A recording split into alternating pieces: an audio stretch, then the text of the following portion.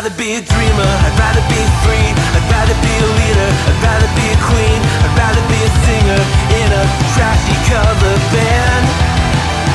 I'd rather be a closer, I'd rather be clean, I'd rather be a poser in a magazine, I'd rather be pretty much anything else than your machine.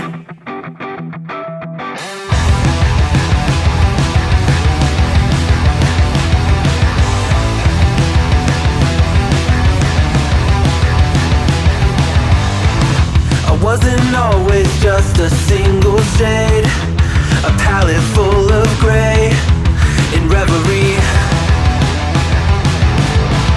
And I can burn it brighter than the sun. I have a golden gun inside of me. Don't box me in, don't, or I'll leave. I'd rather be a dreamer, I'd rather be free, I'd rather be a leader, I'd rather be a queen, I'd rather be a singer in a trashy cover band. I'd rather be a closer, I'd rather be clean, I'd rather be a poser in a magazine, I'd rather be pretty much anything else. And if I fall behind, ignoring all the signs, if I lose the fight,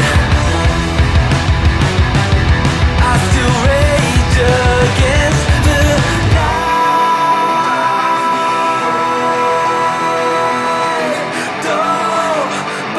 I'd rather be a dreamer, I'd rather be free, I'd rather be a leader, I'd rather be a queen, I'd rather be a singer in a trashy cover band. I'd rather be a closer, I'd rather be clean, I'd rather be a poser in a magazine, I'd rather be pretty much anything else than your machine.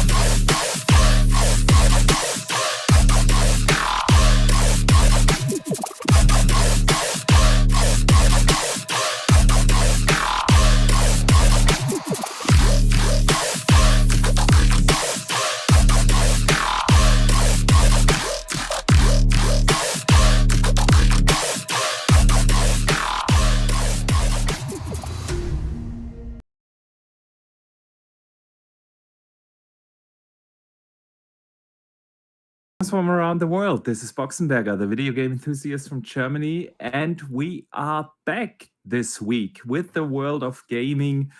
Dutch, after taking a 2-week break, vacation time. I know the rest of the world is probably laughing that we have such late vacations, but that's how it is. In the state I'm living in, we have our summer vacation. Till mid of September, actually. So, yeah, we've been away for 2 weeks. We missed a couple of news bits, but we are back during a great week to have return to podcasting. Lots to talk about. Of course, the big topic will be the PS5 Pro. But there's some other cool stuff we're going to talk about today. But first, Dutch, let me welcome our awesome community. The chat is already filling up. Great to see you guys here. Of course, a shout out to the people coming in your chat. And man, how are you doing? Yeah, I'm doing good. Yeah, it was a welcome break. It's been a busy week. A busy week off for me. Obviously, you went the first week, and I was off the second week. Yeah, it's been a busy one. But needed. It was a good break away from everything and in general. Definitely. Yeah. Definitely. And I've squeezed a little bit of gaming in on the first week when you were off, and then squeezed a little bit of gaming in on the second week when I got back. So Sweet. Yeah, man, I'm telling you, you need to buy a handheld. I was sitting there, in Italy, it would have booting been, up.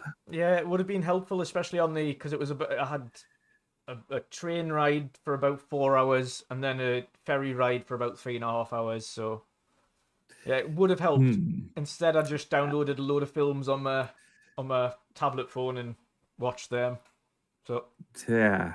See, we need to get you a handheld, man. We need to get you a handheld. We'll see what the future holds, because obviously there's going to be some more handhelds released. Oh yeah, coming soon. Indeed. AMD has announced, their successor to their Extreme chip that is powering handhelds like the ROG Ally and the Lenovo Legion Go, and it's apparently significantly more energy efficient. And then the handheld battery is supposed to last at least 3 hours, which would be, pardon me.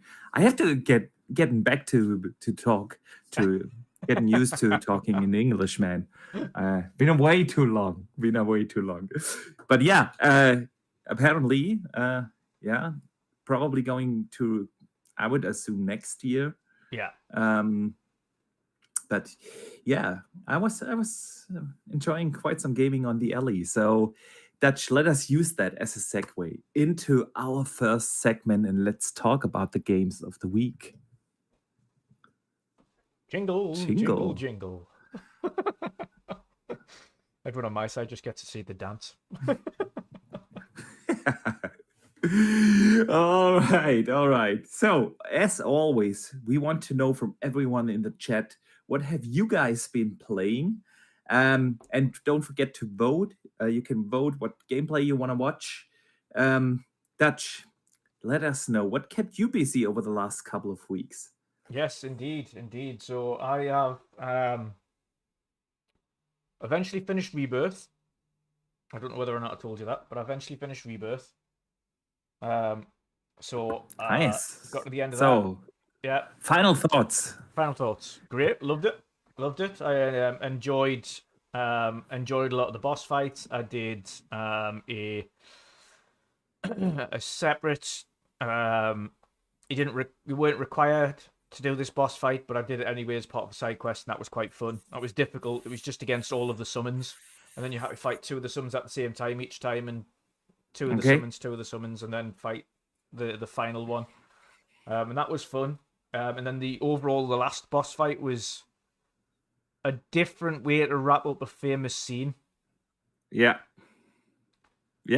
Definitely. And without spoiling it, that's the only way I can put it. It was a different way to wrap up a famous scene, and it made me think, oh, did they change it then? Are they still there? And then they're not still there, and I was quite confused as to what reality I was playing in. Yeah. But no, really enjoyed it. It's just a damn shame we've got to wait quite a while to wrap up the game.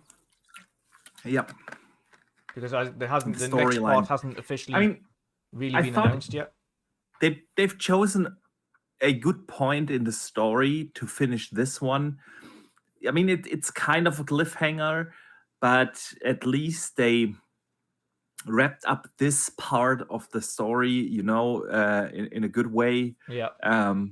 Made some changes to it, but not in a significant way. And yeah, I thought Rebirth was a fantastic game, man.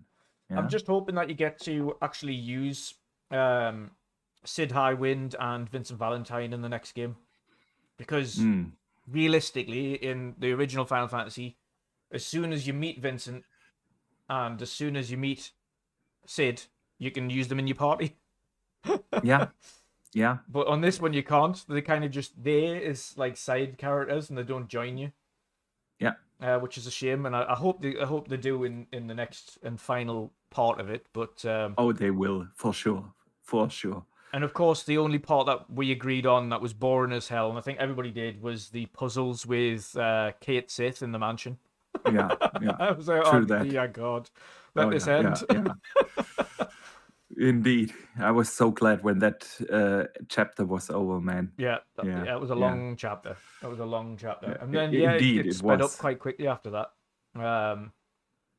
But I've put that kind of to the side for the moment because there's a few things to play, but I'm still enjoying doing some of the side bits and mopping the game up. I've Good. also been playing Visions of Mana, my first Mana Sweet. game. Nice. How do you like it, man? I have yet to play it. Yeah. I already own it, but I didn't have the chance to play it, so yeah, I'm really enjoying it so far. Thankfully, the voices aren't. I mentioned this about Dragon Quest a while back. I can't play Dragon Quest because they use like overly British, like posh accents for everybody. That's just ridiculous, and I just can't get away with that. But this, yeah, I'm really enjoying it. It's a bit different. I've got it on screen for people to watch in the background. On mine at the moment, so people can see like an hour's segment of that. But it's very vibrant, very colourful. You can just go straight to the story, or you can choose and pick up a few side quests and get those out the way of. There's a few mechanics I'm still getting used to that no doubt even new for people that have played Mana games anyway. Yeah, it's a good story so far. It's a bit of a bittersweet story, of course, because Visions of Mana is about these. I don't know whether or not they're the same in all of the Mana games. Do all of the Mana games have arms in them?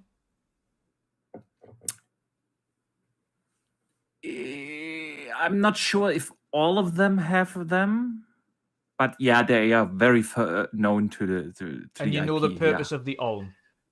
Yeah. Yeah, so they essentially sacrifice themselves for the greater good. Yeah. Good. The entire story is this band of Olms, and you are the god, the soul god, and you're taking them to the Mana Tree. Yeah. So that's the premise of the story. I've come across one of the baddies, the evil guys so far, so I don't know whether or not he's going to turn out to be the big baddie at the end or not. But no, I'm enjoying it so far. It's like I say, it's very vibrant, very colourful. It's nice and easy to get into because it's more of an action RPG. It's interesting with a few of the different techniques and things that you get on, depending on the different essence things that you pick up. But no, I'm thoroughly enjoying it so far, and I'm glad they've got a lot of save points where you can play it in chunks. You can kind of go, okay, I've done this part, save, and then you can just jump off and then carry on from where you've picked up. And it's really they do the story in chunks as well, so you can't really get lost in it, and they kind of recap every time you meet a new person. They're like, and I'm the arm of water, and I'm the arm of wind, and I'm the arm. So it's like, okay, so even if you did pause and come back to it, you easily pick up where you left off in the story, so that's good. So no, I'm thoroughly enjoying it. So far it was a good recommendation. Boxy is what I'll say. I can't wait, man. I just don't have enough time.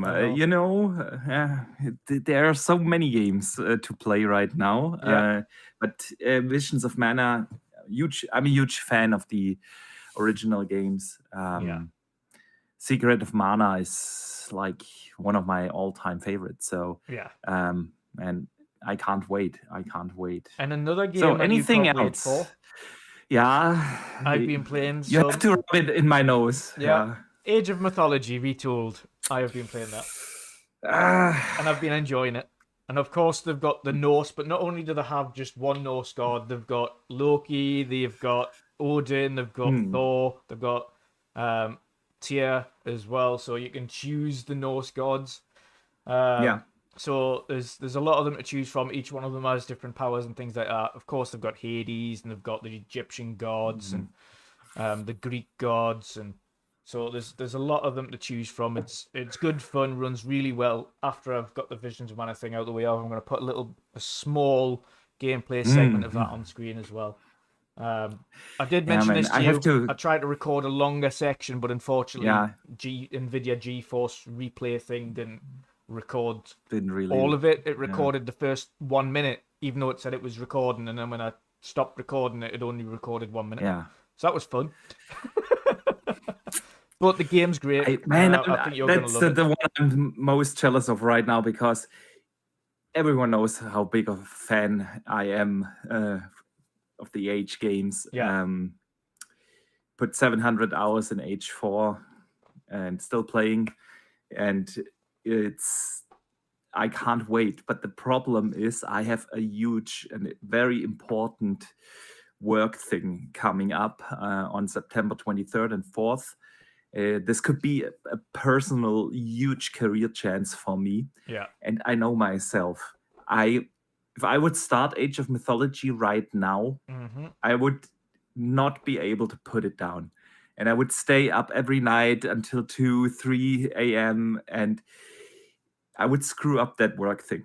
And it's something I've been working towards for a very long time. And it's a huge personal chance in my career. And I have to prepare a lot of things for that. And so I've decided to hold off on Age of Mythology until September 25th. And that's where I'm going to start. Yeah. And then you will not hear the end of it here during the World of Gaming. But if anybody knows Age, has played Age, and I would assume some people in chat have, you know that the games, is when Boxy was saying 2, 3 o'clock in the morning, that's probably only 3 matches. Because if you just go against, if I do skirmishes first before I do campaign or multiplayer, even if you do a skirmish versus 1 AI, that can take 40 minutes at least. If you do it for 3 or 4 AI, which I usually go for, and I ended up having to do a 1 skirmish just to get some recorded footage. So I did that. Yeah. But usually I go for 4 AI plus myself, and it's free for all, so everybody's attacking everybody.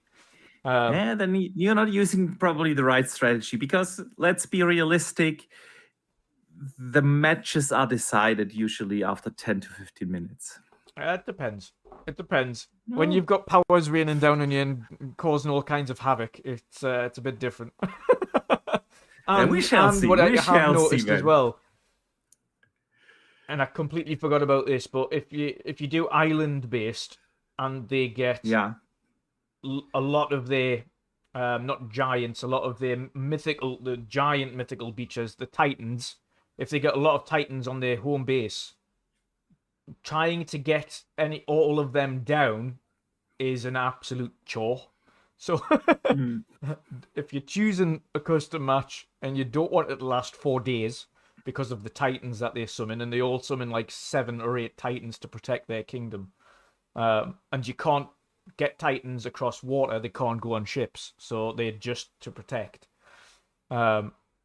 Then it's going to take a long time. So do landlocked games. That speeds up the process so much quicker, because then you can just send your Titans to go fight Titans.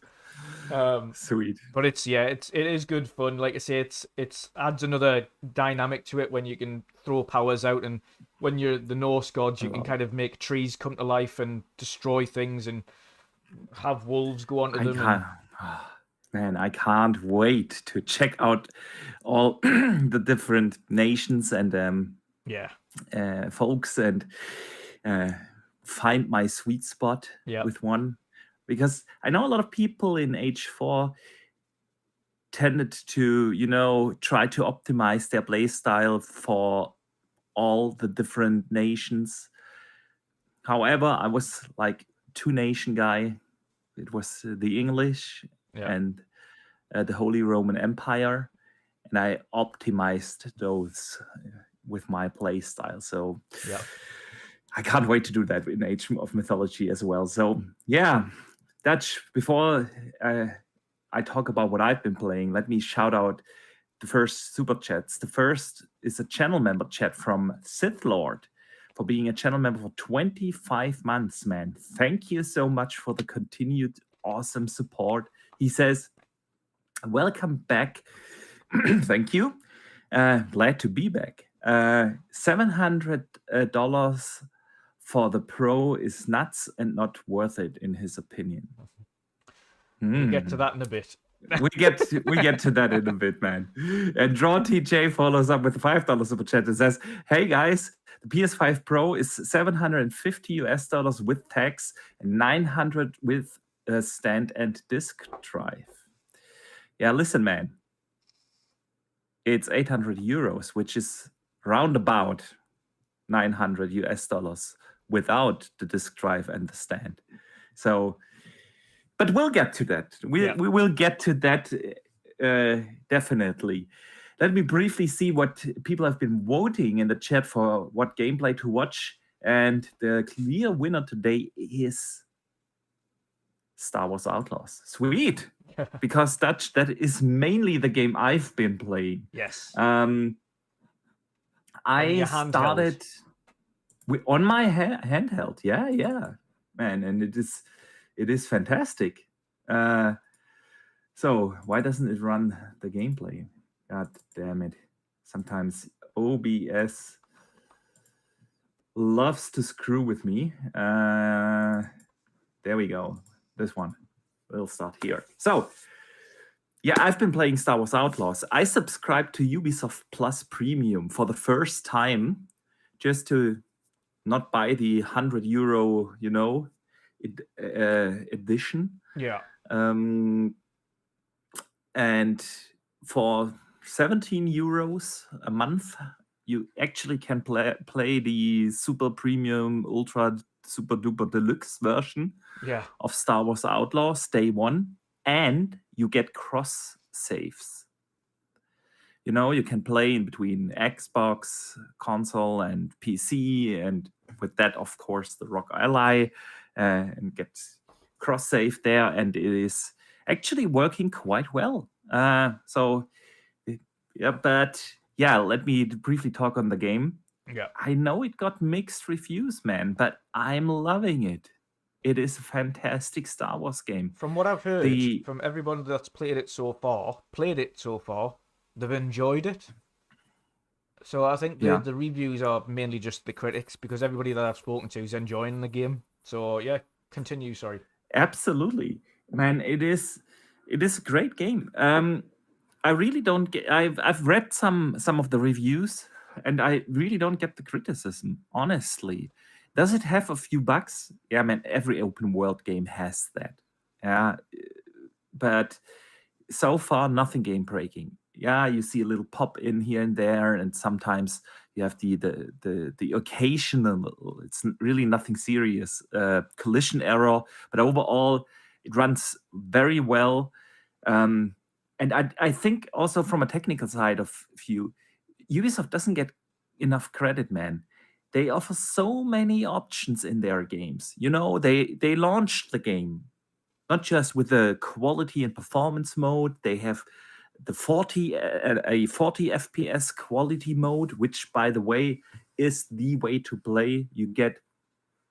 I didn't really notice any visual difference in between the 30 FPS and 40 FPS mode, but 40 FPS on a 120 hertz screen just feels so smooth. Yeah, you've got a lot of other options that you can turn on and off. Obviously, the cinematic stuff, chromatic aberration, and everything. Great photo mode is implemented. You see me in the footage use it quite a lot, actually. And overall, on a technical level, I must say, like almost every major AAA game that comes out at 30 FPS, and with good luck you get a performance mode patched in 6 months after launch, or the photo mode isn't there and it gets patched in 4, 5, 6 months after launch, and so on. And this game is complete. Just on a technical level, this game is complete at launch, and barely anyone does that anymore.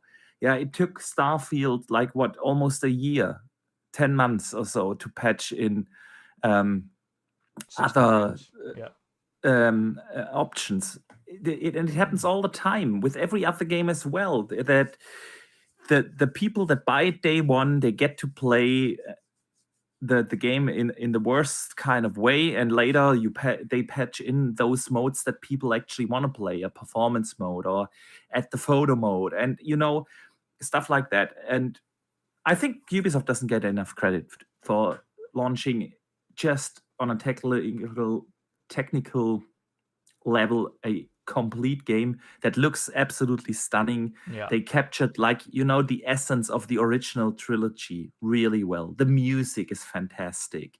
You kind of meet when you walk into the base of Jabba the Hutt, you can see Han Solo there in his cryonic frozen metal thing and like stuff like that. It is just so good.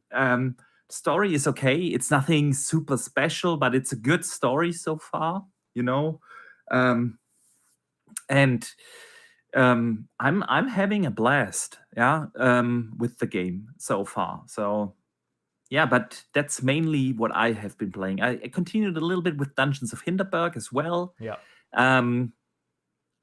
Would say 2/3, 3/4, maybe something like that. I have finished, but I intend to do that once the work thing is over, and then just wrap it up. It's a great game as well. But yeah, man, that is what I have been playing. So let me see what people in the chat have been playing, because the chat is already discussing heavily the PS5 Pro, Dutch. Yeah. I feel like we have got to weigh in, but let us see first. Here, Sith Lord has been playing Mafia and Call of Duty. Sweet. Nice. Sweet. Siki has been playing the Call of Duty Open Beta and Age of Mythology, and he wants to hear half an hour Boxy rant. Yeah. In 2 weeks. Yeah. You will hear that for sure. And that's all you will ever see gameplay-wise on the screen ever again. Yeah. The time of voting what you're gonna watch is gonna be over, you know.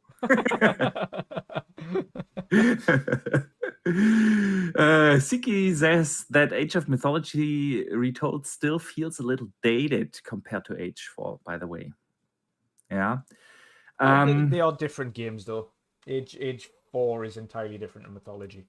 But it was always the case. They never felt the same. Yeah. Drawn TJ says Warhammer Space Marine 2, and he likes it. He says it's amazing. Yeah, another game I ultimately want to play, but yeah, next month. Jeez. I've said I've intentionally held off on buying Astrobot and Space Marine because I've got to Astrobot as well. I have to play through Visions first. That's the main one. Visions is my priority at the moment, and then next month I'll play some Space Marine and Astrobot, and I've really held off. As much as I've seen everybody playing them and everybody's asking if I'm playing Space Marine or when am I going to pick it up and things like that. Next month. Not now. Yeah. We knew that, man, that the first week of September is crazy with game releases. Astrobot is also another game I definitely want to pay. Yeah, I have to pay for it, of course, but play. I want to play it. I don't want to pay for it, but I kind of have to. Yeah. Drawn TJ says, by the way, and good shout, Linkin Park is back. Yes. Indeed, man. Yes. Emily, the new singer. Uh-huh. Yeah. I mean, listen. Her own song is fine, but her coverage of Chester songs were not. They weren't good. And that's the thing. Nobody will be able to replace Chester. Nope. It was such an iconic singer that so absolutely was like having this harmony with the rest of the band. And it is just nobody will be able to replace them.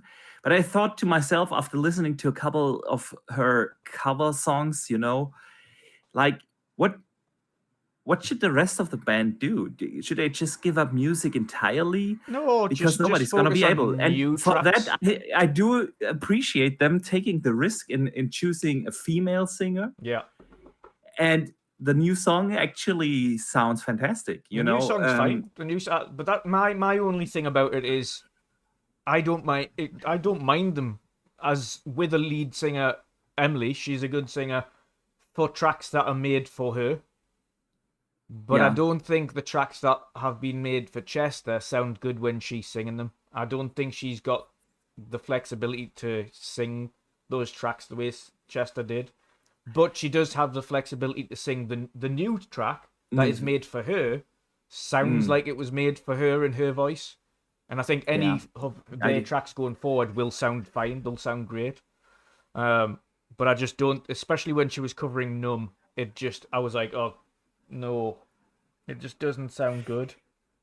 Yeah, and I don't know whether or not that's just her live performance. You kind of have to get used to it. Yeah. But I do actually like that they taking the risk and choosing. Okay, nobody's gonna replace Chester, so we're doing something different. Yeah, and she is doing a really good job. And let's be real, you need some balls to step into the footsteps of Chester, and you could tell, I've seen a couple of videos from the first gigs that they did, and you kind of can tell that she's kind of needs to get used to being on the stage and representing, being the face of Linkin Park, so I'm willing to give her a chance, man. Yeah. Well, like I say, new music, absolutely fine. But just leave your legacy where it is. The legacy is there for a reason. Just there's no need to cover it when you've got a new singer. Just create your own stuff going forward. Yeah. Purpose built for her. But you kind of have to live up to the legacy title, so it's tough. But I'm absolutely willing to give her a chance. So yeah. But let's get back to gaming, man. Where were we? Paul Drew has been playing Astrobot, which is incredible, he says. And the casting of Frank Stone. Doesn't like that game too much, though. So I hope I didn't miss anyone. I'm sorry. The chat is already heavily discussing, PS5 Pro. So the Black John on mine was asking, is this Visions of Mana right? Obviously my gameplay. And he said, I'm def picking this up once I've rolled credits on P5 or Persona 5 Royale. So he's playing Persona 5 Royale. Sweet. All right. Dutch, let's get into the news of the week. Quick jingle time. Jingle time. All right. So, Dutch. Yes. Do we directly want to start with the PS5 Pro, or should we just... Let's put the chat out of their misery, yeah? Let's put the chat out of their misery. Let's start with the PS5 Pro. So, long rumored. Yeah. Long rumored, lots of leaks. It was an open secret. A couple of weeks ago, before we went on vacation, we actually discussed whether it's still going to come out this year, because there have been rumors out. It's been revealed in a 9-minute stream, which actually was only 7 minutes or so, about the PS5 Pro, because the first 2 minutes were like, okay, what can the PS5, the base PS5 do? So it was actually more like a 7-minute stream, probably the shortest console reveal ever. Yep. Because usually, and especially with such a console, like a Pro model, which is for the enthusiasts. It's not the target audience, is not the mass market. It's like your enthusiast fans, and for them to do just such a quick and dirty reveal. Okay, but nevertheless, they talked about the PS5 Pro. They've shown it. It basically looks like a PS5, just with the 3 black stripes. They talked about it having the big 3, which is the larger GPU. They promise 67% more compute units, and 28% faster memory, which should sum up for overall a 45% faster rendering for gameplay. This was one of the big 5s, the bigger GPU, big 3. Yeah. Then they talked about advanced ray tracing. It has about 2 to 3 times the amount of or traced. capability to raise traced. Yeah. And then the third thing was their AI upscaling, PSSR, PlayStation Super Sample Resolution. So, and then they had the release date in November. Surprise! I say it to you, man. Every console except the Switch, except Nintendo, but every Xbox and every PlayStation always launched in November. Yeah. Every single one. Yeah. So not really surprising. The price tag was surprising. But let's put that in a separate discussion in a second. They've shown no new games. They've released a list of 15 games that will have a PS5 Pro enhancement at launch. All older titles, except again Ubisoft. Ooh, surprise! Yeah.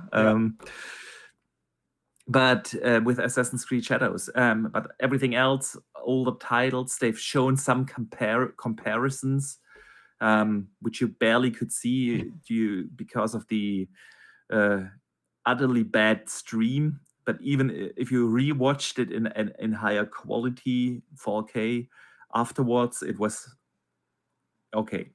But yeah, they compared, games like Ratchet and Clank, Spider-Man, and The Last of Us 2. I mean, you announce a new console and show it off with a game that was released on PlayStation 4. Anyways. Yeah.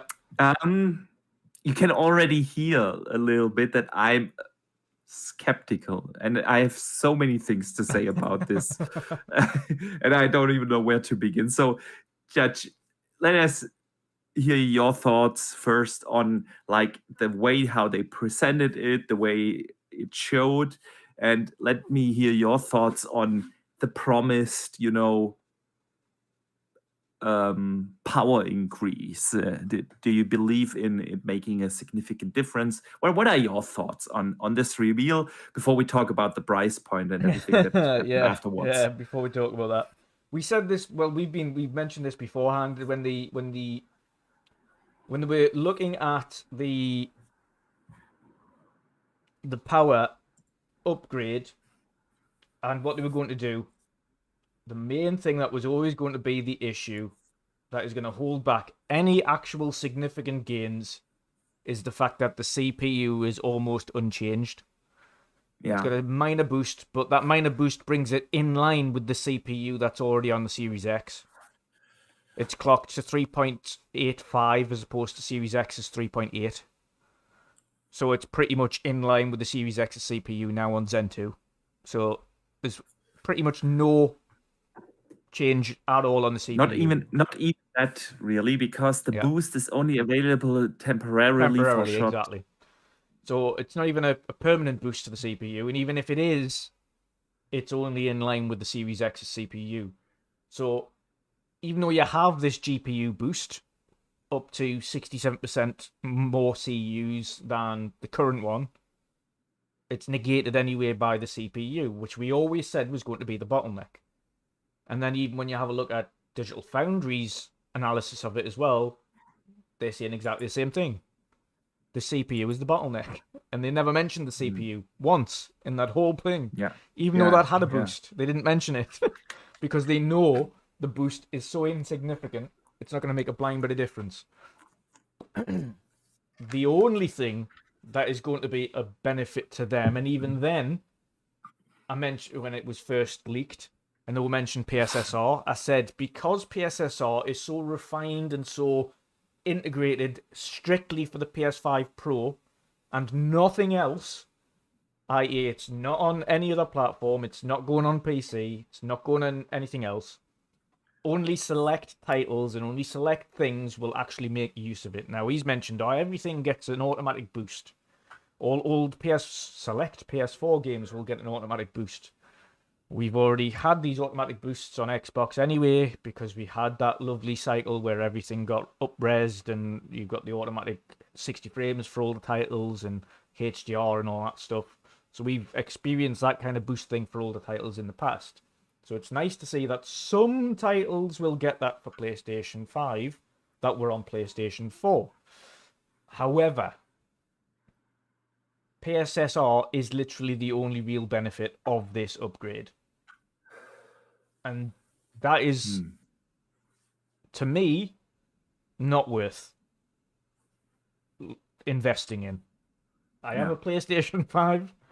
It runs fine. The games run fine. They keep mentioning when they said, oh, Final Fantasy was a blurry mess. Yeah, performance mode was terrible in terms of its visual quality. They kind of improved it a little bit when they patched it. I played it in fidelity. It was fine. Like, it was sharp.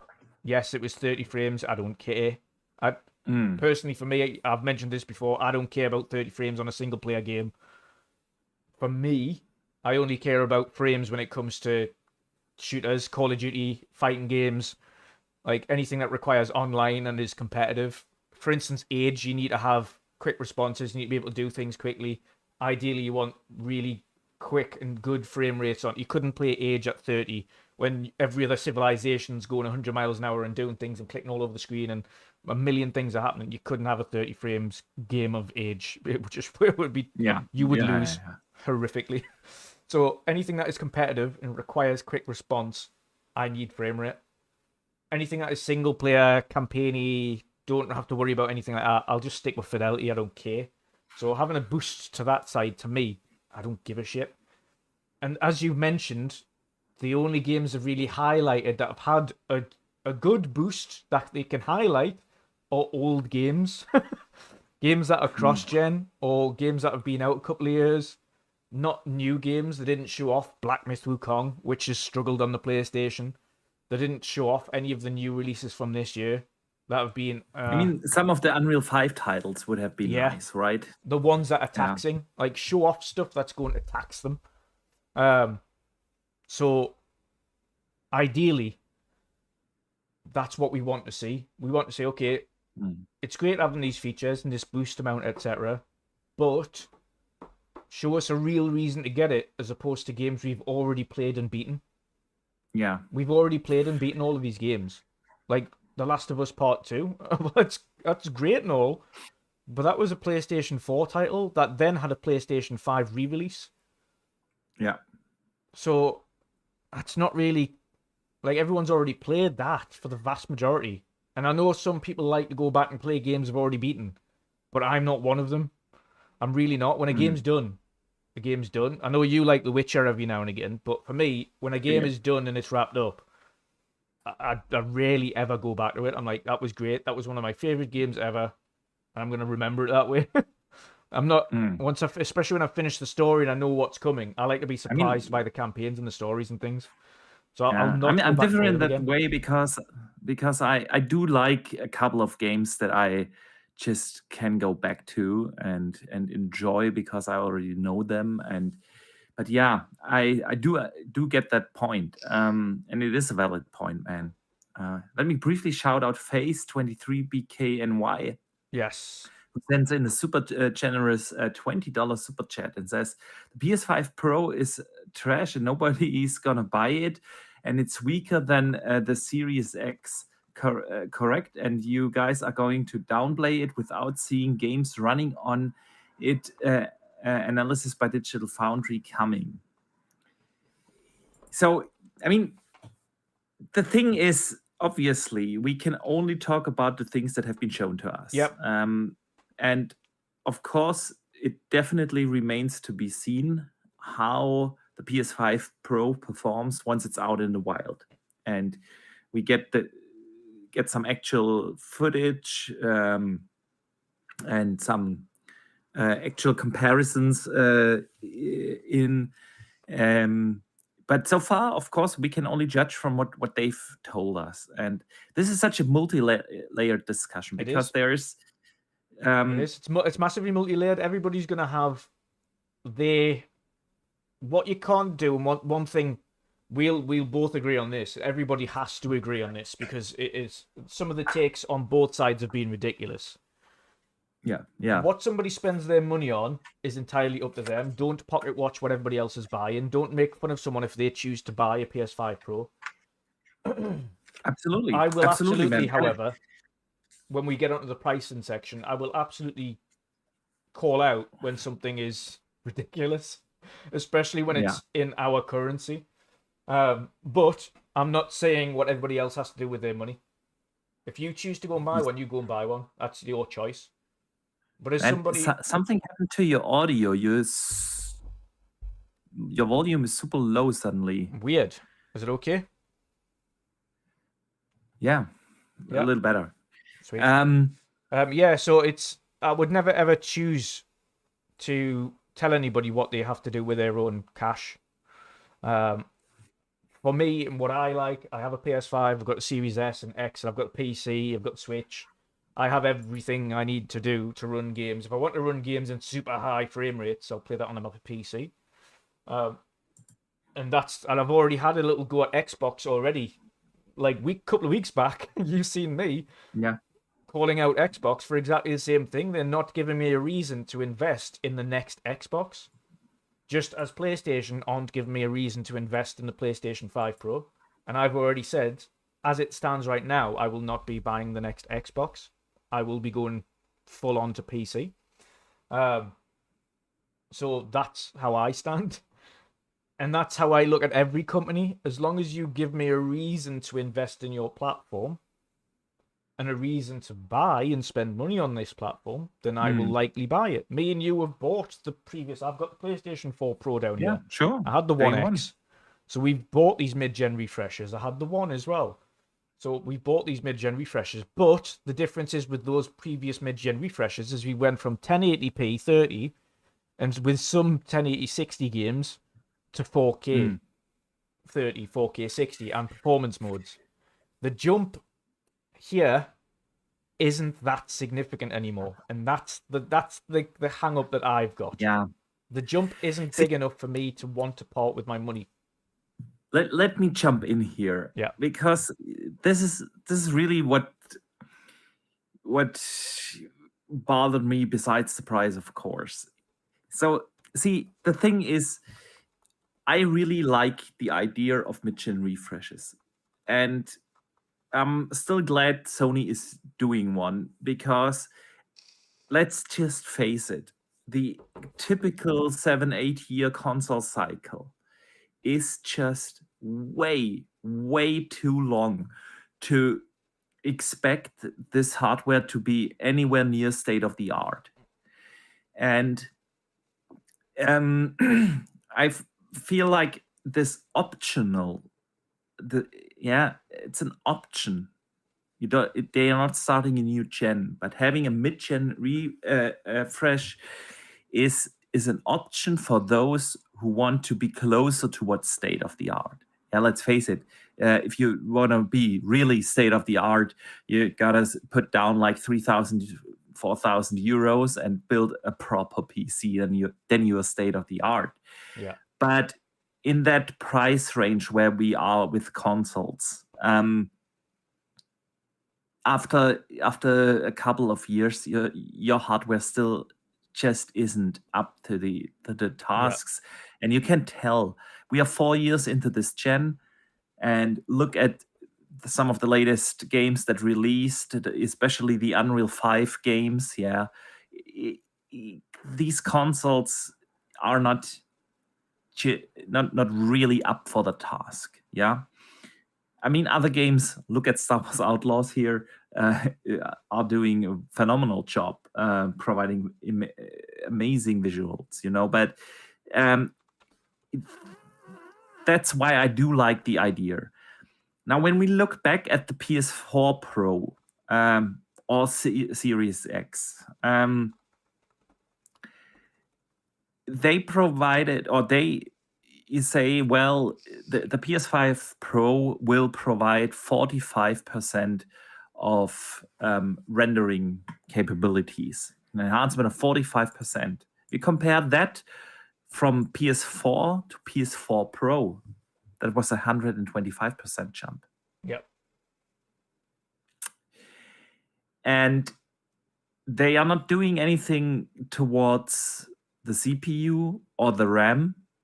That would have made an actual, like significant boost, because look at most games that struggle with performance are CPU limited. Not all, but most, So CPU limitations is still in place. You still have the memory issue. With 16 gigs of RAM just isn't anywhere near of being state of the art. But we've said this could have before gone as well, though. 24. They could have gone 32. Something like that. Now, so since we didn't really get a proper comparison, we got these little snippets. Yeah, I like to judge once we have the games in our hands. Yeah, absolutely. But we have to talk about something here. Yeah, and just from a pure perspective, PS4 to PS4 Pro jump was about 125% more rendering, faster rendering. Yeah, roundabout. And I know that it doesn't really equal out, and it's not a fair comparison because other things go into place. There's memory response times, bus bit rates, and tons of stuff that have to come together to really give you a full picture. And since they didn't really give any specifics, they didn't even talk about, okay, we have now this or that many CUs, or we've adjusted the clock speed to this and that, or anything. Nothing's just generic numbers. 67% more compute units, 28% faster memory. What is faster? Is it the SSD? Is it the RAM? Is it the bus bandwidth? What is it? What are they talking about? We don't know. The PS5 Pro has, this was the quote, 45% faster rendering capability for gameplay. And they've used a very similar slogan, explained a little bit more with hardware, actual hardware specs during the PS4 reveal. And that was 123 or something percent, Yeah. So somewhere in that ballpark. So I can only judge from what they've told me and shown me so far. Now, if you talk about ray tracing, well,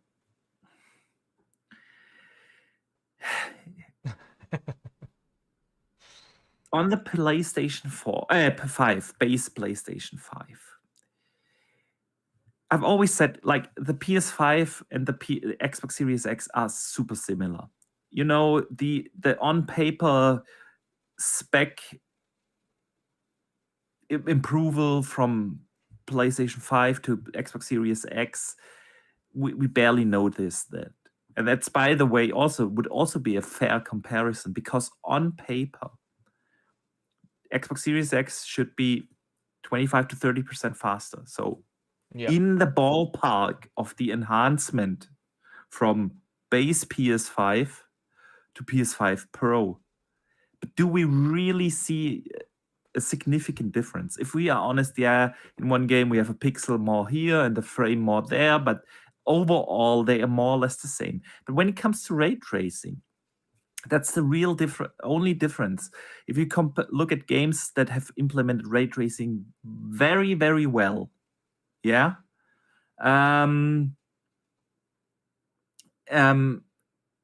like Metro Exodus, some of the Ubisoft games with Global Illumination, Starfield. We haven't really a comparison on PlayStation there, but this is actually the one thing where you could tell, okay, there's a difference between PlayStation and Xbox. But getting double the race is really not a number that explains on how much better ray tracing will actually look, because they've bragged with, okay, we have in gameplay ray tracing now with Gran Turismo. yeah, sweet. We had that before in the photo mode, and now we have, and Forza Motorsport has that as well. By the way, so is that really gonna make a difference? I think this will be the least of the things that you will be able to notice. It will only bring them up to speed what the Xbox Series X already does. So I don't really see a big improvement there. Shout out to John from Xbox Era in the chat. Hello, John. Nice to see you. He says, I haven't chatted to these two in a bit, so I thought I'd drop by. Man, it's great to see you. We have to get you back on the show, man. Yep. I'll get in touch with you. Absolutely. Yeah, so, and then the third thing is, PSSR. Yeah. And this is actually the one thing where I have my highest hopes. We really don't know how well it will do. Will it be something like FSR, which is okay, it does its job, but you can also tell, especially when you have a very low base resolution, a lot of artifacts. Intel XeSS is already a little better. Honestly, in games that provide me the option, I tend to use that, for instance, on my ROG Ally, because I can't use DLSS there. But King is obviously DLSS. And so what do people use it for? People use it to have a lower internal resolution, get a better image quality to output, and get higher frames. Yeah. And this is the one thing, if that turns out to be a quality AI upscaler, this is the one thing where I see, okay, this could actually make a difference. But then the other thing comes into part that you just mentioned and touched upon, is it is a proprietary upscaler. Yep. That can only be used on the PS5 Pro, not even the base PS5. So it remains to be seen how much effort is it going to take developers to implement it. I have heard one good thing actually about it. Developers don't need a different SDK. They can implement PSSR on their regular development kits, which is always good to hear, because I know this is a pain in the ass for developers if you have to use a different SDK to do that. And so on that regard, it should make it easier for them to implement, but still, we don't know really first how well does it perform. Yeah, will we see similar artifacts like with FSR2 and 3? Will it be intelligent enough to use things that Intel's XeSS and DLSS do really well with frame gen? Is it doing something like that? Is it the question will be how many developers will actually use it? If you look at that list of games that will provide a day one, PS5 Pro enhancement, outside of Assassin's Creed Shadows, and again, shout out for Ubisoft putting in the work when no other developer does. Yep. Because I really feel Ubisoft should get credit to that. I've talked about this earlier in the show. But other than that, and we don't even know if they are going to use PSSR or what this PS5 Pro enhancement will mean. Other than that, how many third-party developers will actually put in extra work to implement PSSR for a relatively small install base? Yeah, it's only on the PS5 Pro. The install base of that system, even if it will sell similar to the PS4 Pro, it will be only like 10%. Plus minus, in that ballpark of 10% of the overall install base of the PS5. So a super small customer base. You won't be able to use it on PC. You won't be able to use it on, of course, Xbox or the Switch for that matter. That will be FSR. That will be DLSS, and on PC also Intel XeSS. So how many developers are actually going to use it? Now, you can already tell. So I'm not like, this is a super dog shit thing. There are possibilities that this could actually make a little difference. But do I honestly expect the vast majority of games to have a very significant difference, similar to what we had with last gen mid-grain. I remember booting up the Series, the One X for the first time with Assassin's Creed Origins. There was just, of course, resolution boost. Going from 1080p to 4K, mind-blowing. First time ever proper HDR implementation, mind-blowing. Yeah. You've seen other things, really noticeable improvements. Will we see that? Probably for most games not. I don't expect it. I hope to be proven wrong. But I really can't see a world where a system that is already bottlenecked by CPU getting a little bit of better GPU that brings it more or less in the ballpark of the Series X, maybe a little better, yeah, but in that ballpark. Having a little bit more ray tracing's probably not going to be really a game changer. And PSSR, yes, that's the one thing that could make an actual difference, but I do not expect it to be implemented by many developers. And I don't expect, if I'm honest, the first shot of every upscaler, whether it was DLSS 1, FSR 1, or Intel's XeSS 0.5,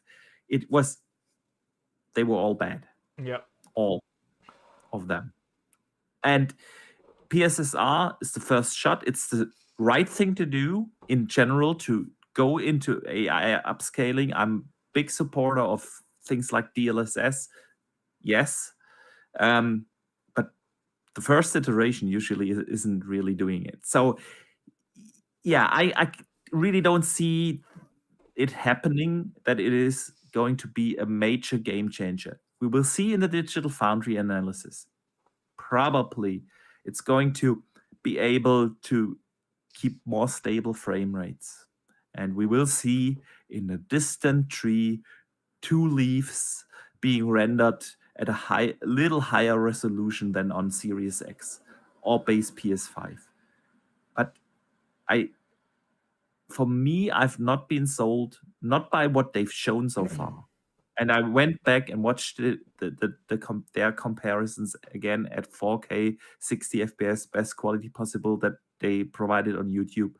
And it really didn't do much.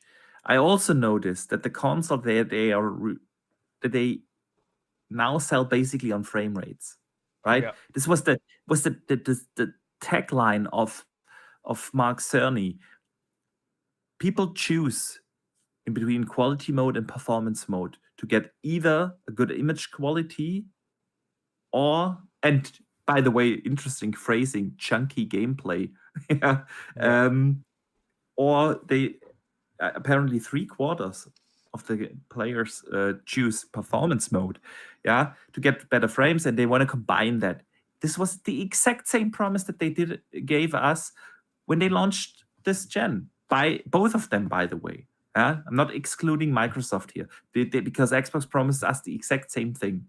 And now we are sitting here with almost every game either directly being at 30, or if you have the option to play in a performance mode, blurry as fuck, and you kind of have to play at 30 because otherwise the image quality drops. So this is what they are promising now. Again, the exact same thing that they promised us 4 years ago. 4 years ago, exact same promise. They promise us that again, and then they show off Hogwarts Legacy running at 30. Yep. So I'm not sure. I'm not convinced. And now you have to factor in, and we haven't talked about this yet, Dutch, the price point. Yeah. $700 US, 800 euros, and it is also 800 pounds, right? 700 pounds, but 700 pounds, yeah. But conversion wise to dollars, it's $913.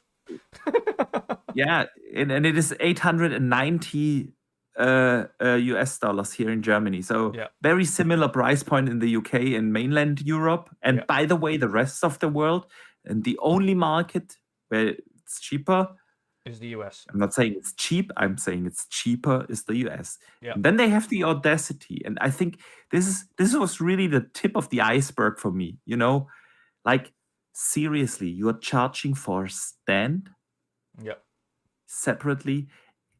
The disk drive, if it would have been a 500 euro console, okay, charge us extra for the disk drive. I am not using it anyway. Most people are not using it anyway. I've said this before. For me, it is okay to remove the disk drive in order to save money and put that money into better hardware, actual hardware. That is okay. But if you already have such a premium product, and it is a premium product, not just because of the price point, but because this mid-gen refresh is targeted towards, you know, the enthusiasts, the gaming enthusiasts, the fans of the brand, and you basically remove content from the base model with the disk drive. So to get the complete package, we are talking here round about 920 euros, which is round about a little bit more than 1,100 US dollars. That is what the full package is here in Germany. And again, I can kind of see, I'm not defending it, but I get why they removed the disk drive, but the audacity to charge extra for the stand to put up your console, or like, even lie it down without it wobbling. It is pure greed. It is nothing else. So now, Dutch, I have more to say about the price, but I want to hear your thoughts first. So where do you stand with this? Again, I think if it's a pro model, then everything needs to be included in that price. I don't think they should be separated at all. I can understand why they might be going to an all digital thing. We've said in the future we expect the next base models of consoles to have all digital and you buy the drive separately. We've said that ourselves. However, this is a pro model of the console. You would expect in a pro package, you would have everything that is required to be a pro console. Yeah. But realistically, the actual full price of a pro model console is £830. It's not £700. It's 700, and then you have to buy the stand. So there's 730. And I'm not, because I don't want I want it standing up, ideally. So I'd have to buy the 30 if I bought it. Absolutely. And if it didn't, even if it was lying down, you know what the current console's like anyway, and you know what the Slim's like, even if it's lying down without a stand on the bottom, it's wobbling about. It's not... I'm sorry, a stand is part of the console. Exactly. If you buy a console, two things have to be included. Three things have to be included. The console with a stand for people to be able to put it up, and a controller. These are the things that are not negotiable. Yeah, I didn't even get to that. There isn't even a controller included. There isn't even a controller included. Like, I think there is a controller included on the picture. There has to be. There is a controller included on the advertising images. They always showed it with the controller. Hope it is. But I want to get to that as well. I want to put it out of the realm of the possibility. Because the controller prices also went up by $5 or £5. Yeah, right. Yeah. Which is now 75 instead of 70. Yeah, which is ridiculous as well, by the way. But you know what? The one thing that this alludes to me going forward is this isn't looking great for next gen consoles in terms of pricing.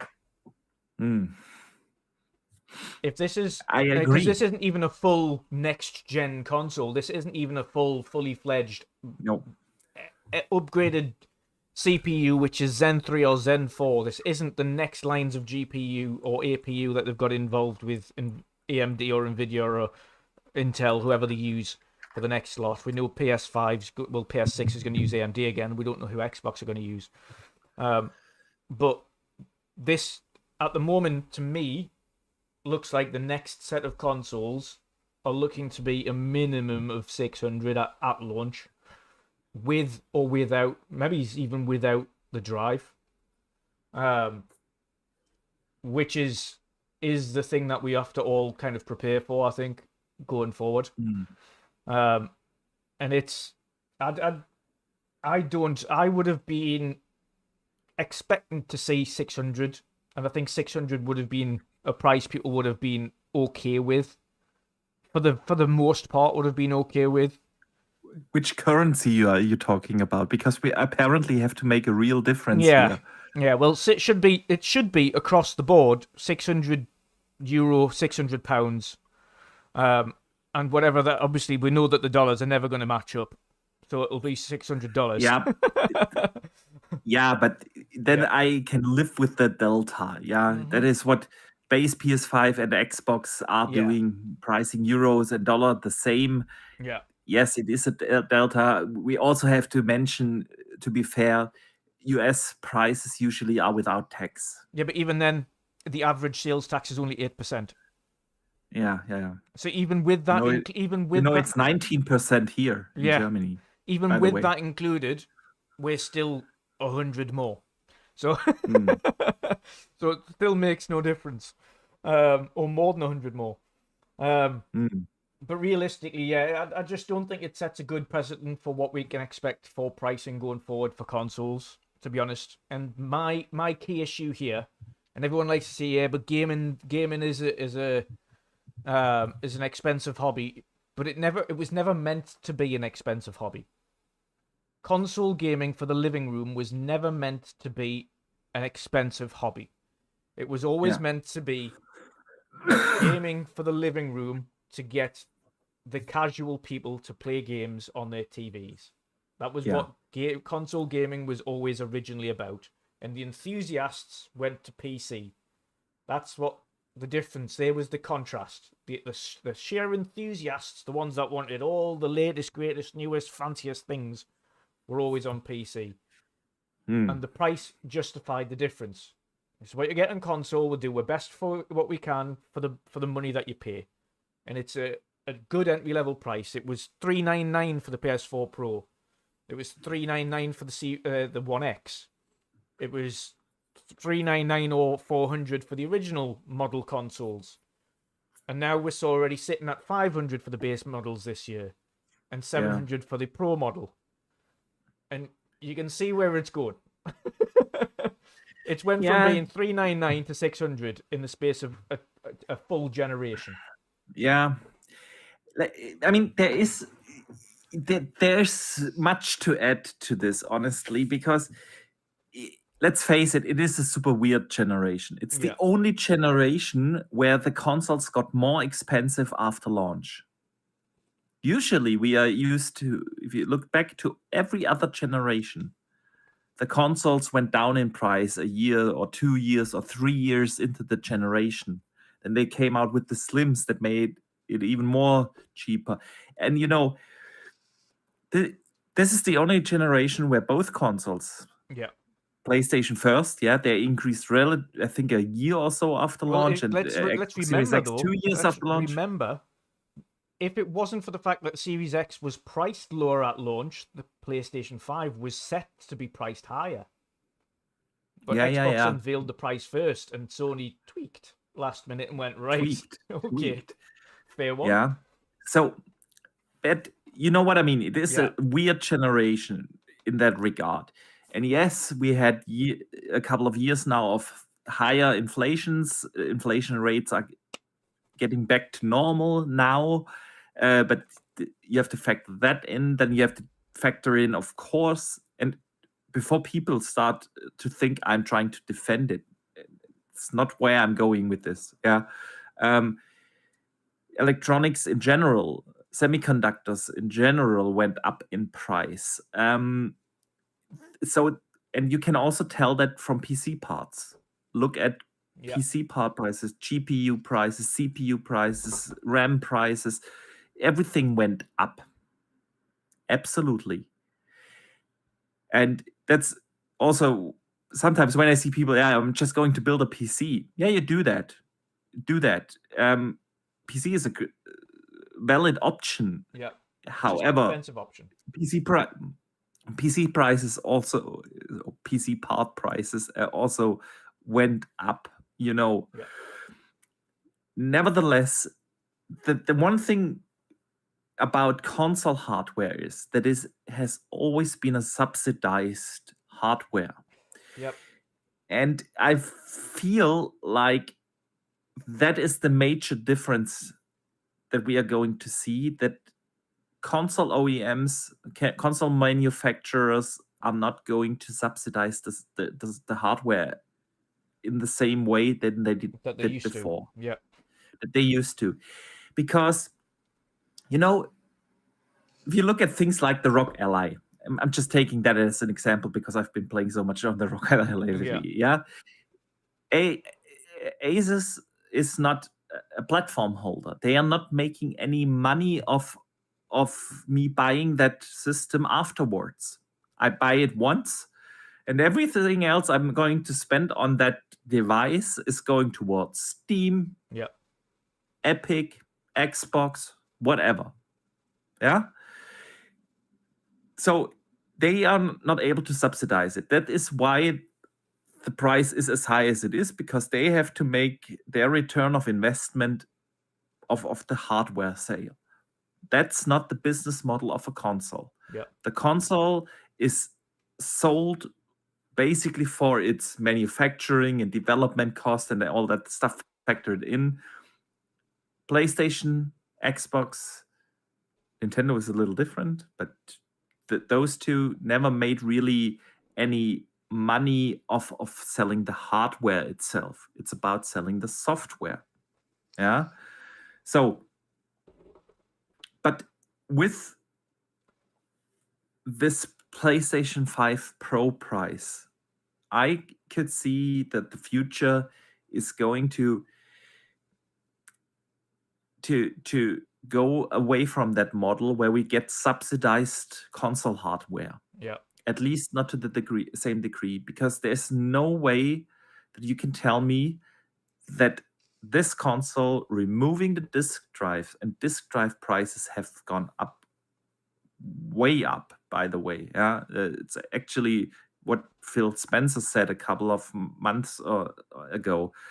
Yeah, because no other device is using disk drives anymore. There are simply super small numbers. The few million consoles is really, for the global market, nothing. Absolutely nothing. So disk drive prices have gone up. But they removed that disk drive. And a few more compute units. 4 years after the generation, yes, Moore's law is slowing down. I get it. Nevertheless, not in the same percentage that the prices for the PS5 Pro went up. And yes, there is a 2 terabyte SSD. We kind of have to mention that. That is a price factor. Agreed. But still not in this way. And so I just feel, okay, the days of subsidized console hardware are over. Sony, at least right now, is expecting to make an actual return of their investment on the hardware. Yeah. And I think that is the reason why, Xbox is going to look at this very, very carefully. Are we going to subsidize our console hardware next gen as well? And seeing that Microsoft really, really need to make some, or the Xbox division or Microsoft gaming division or whatever you call it, is really, really going to have to make sure to make also a higher return of investment, because the mother company just spent $80 billion. I think not only we see that, but this is also partly the reason I think the subsidized section of it is why we haven't seen console prices drop this gen. Absolutely. Yeah, absolutely.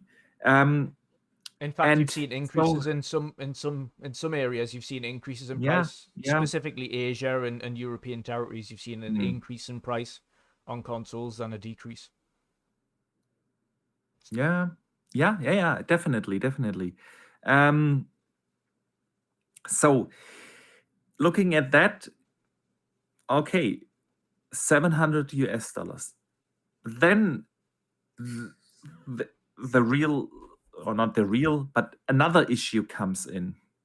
Why is the rest of the world paying $200 more for it? Yeah.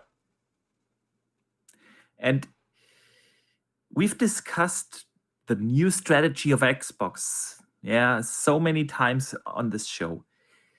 And both of us always said that every PlayStation fan should root for a strong Xbox, including their exclusives, because this is the only way that PlayStation is going to get competition. And competition is what helps us consumers the most. And the only market where Xbox is slightly competitive is the US market. In the rest of the world, Xbox is absolutely no competitor for PlayStation in the console space. Yeah. Not talking about the software or publisher perspective now with ABK, but Call of Duty is still multiplat. It's like they basically all that big stuff is now third party. Yeah, Doom coming, Indiana Jones coming, and so on. We're talking here about sort of, it's not fully third party publisher. I'm not saying that.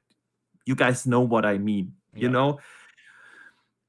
And so Xbox as a division is fine, but the console space, they are not competitive. We've talked about PlayStation being outsold here in Germany 10-1.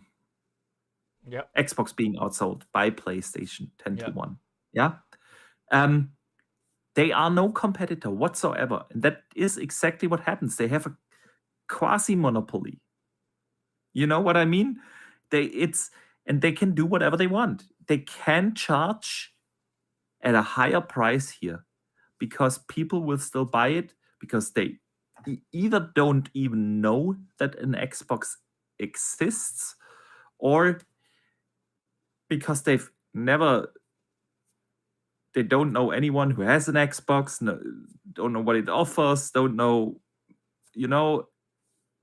PlayStation is by far the market leader in the console space. Yes, there is Nintendo as well, by the way. But again, Nintendo is somehow in their own world. You know what I mean? Yeah. And this is the only explanation I can come up with. Why is the PlayStation 5 Pro roundabout $200 more expensive in every other country? It's in the UK, it's mainland Europe, it's in Asia, Australia. Insane. What was it? 1,200, 1,100, 1,200 Australian dollars? Yeah. Or, it is crazy to me. What do you think? Where's this major price gap coming from? I don't know. I'd love to know why the difference is so vast. And I really don't understand it. This is what I've been trying to, because a lot of the Americans are like, well, it's only $700. I'm like, but it's not though, because for us in UK or Europe, it's closer to $900. It's a significant different price. Yeah, and then they talk about the average wages or minimum wage. I'm like, yeah, but the people on minimum wage aren't buying a PS5 Pro. If you haven't looked at the average salary salary in Europe is smaller than the average salary in America. So not really. It's just because the Americans don't pay that much taxes, many taxes. You know what I mean? Yeah. The actual income is it's comparable, and that's why by the way, for as long as we can think of, prices have been more or less the same. Yeah. The Xbox Series X, the base PS5, launched at €500 and $500. Yeah. Yeah, $500 plus tax equals more or less the Roughly the the conversion rate that you have in between euros and the US dollar.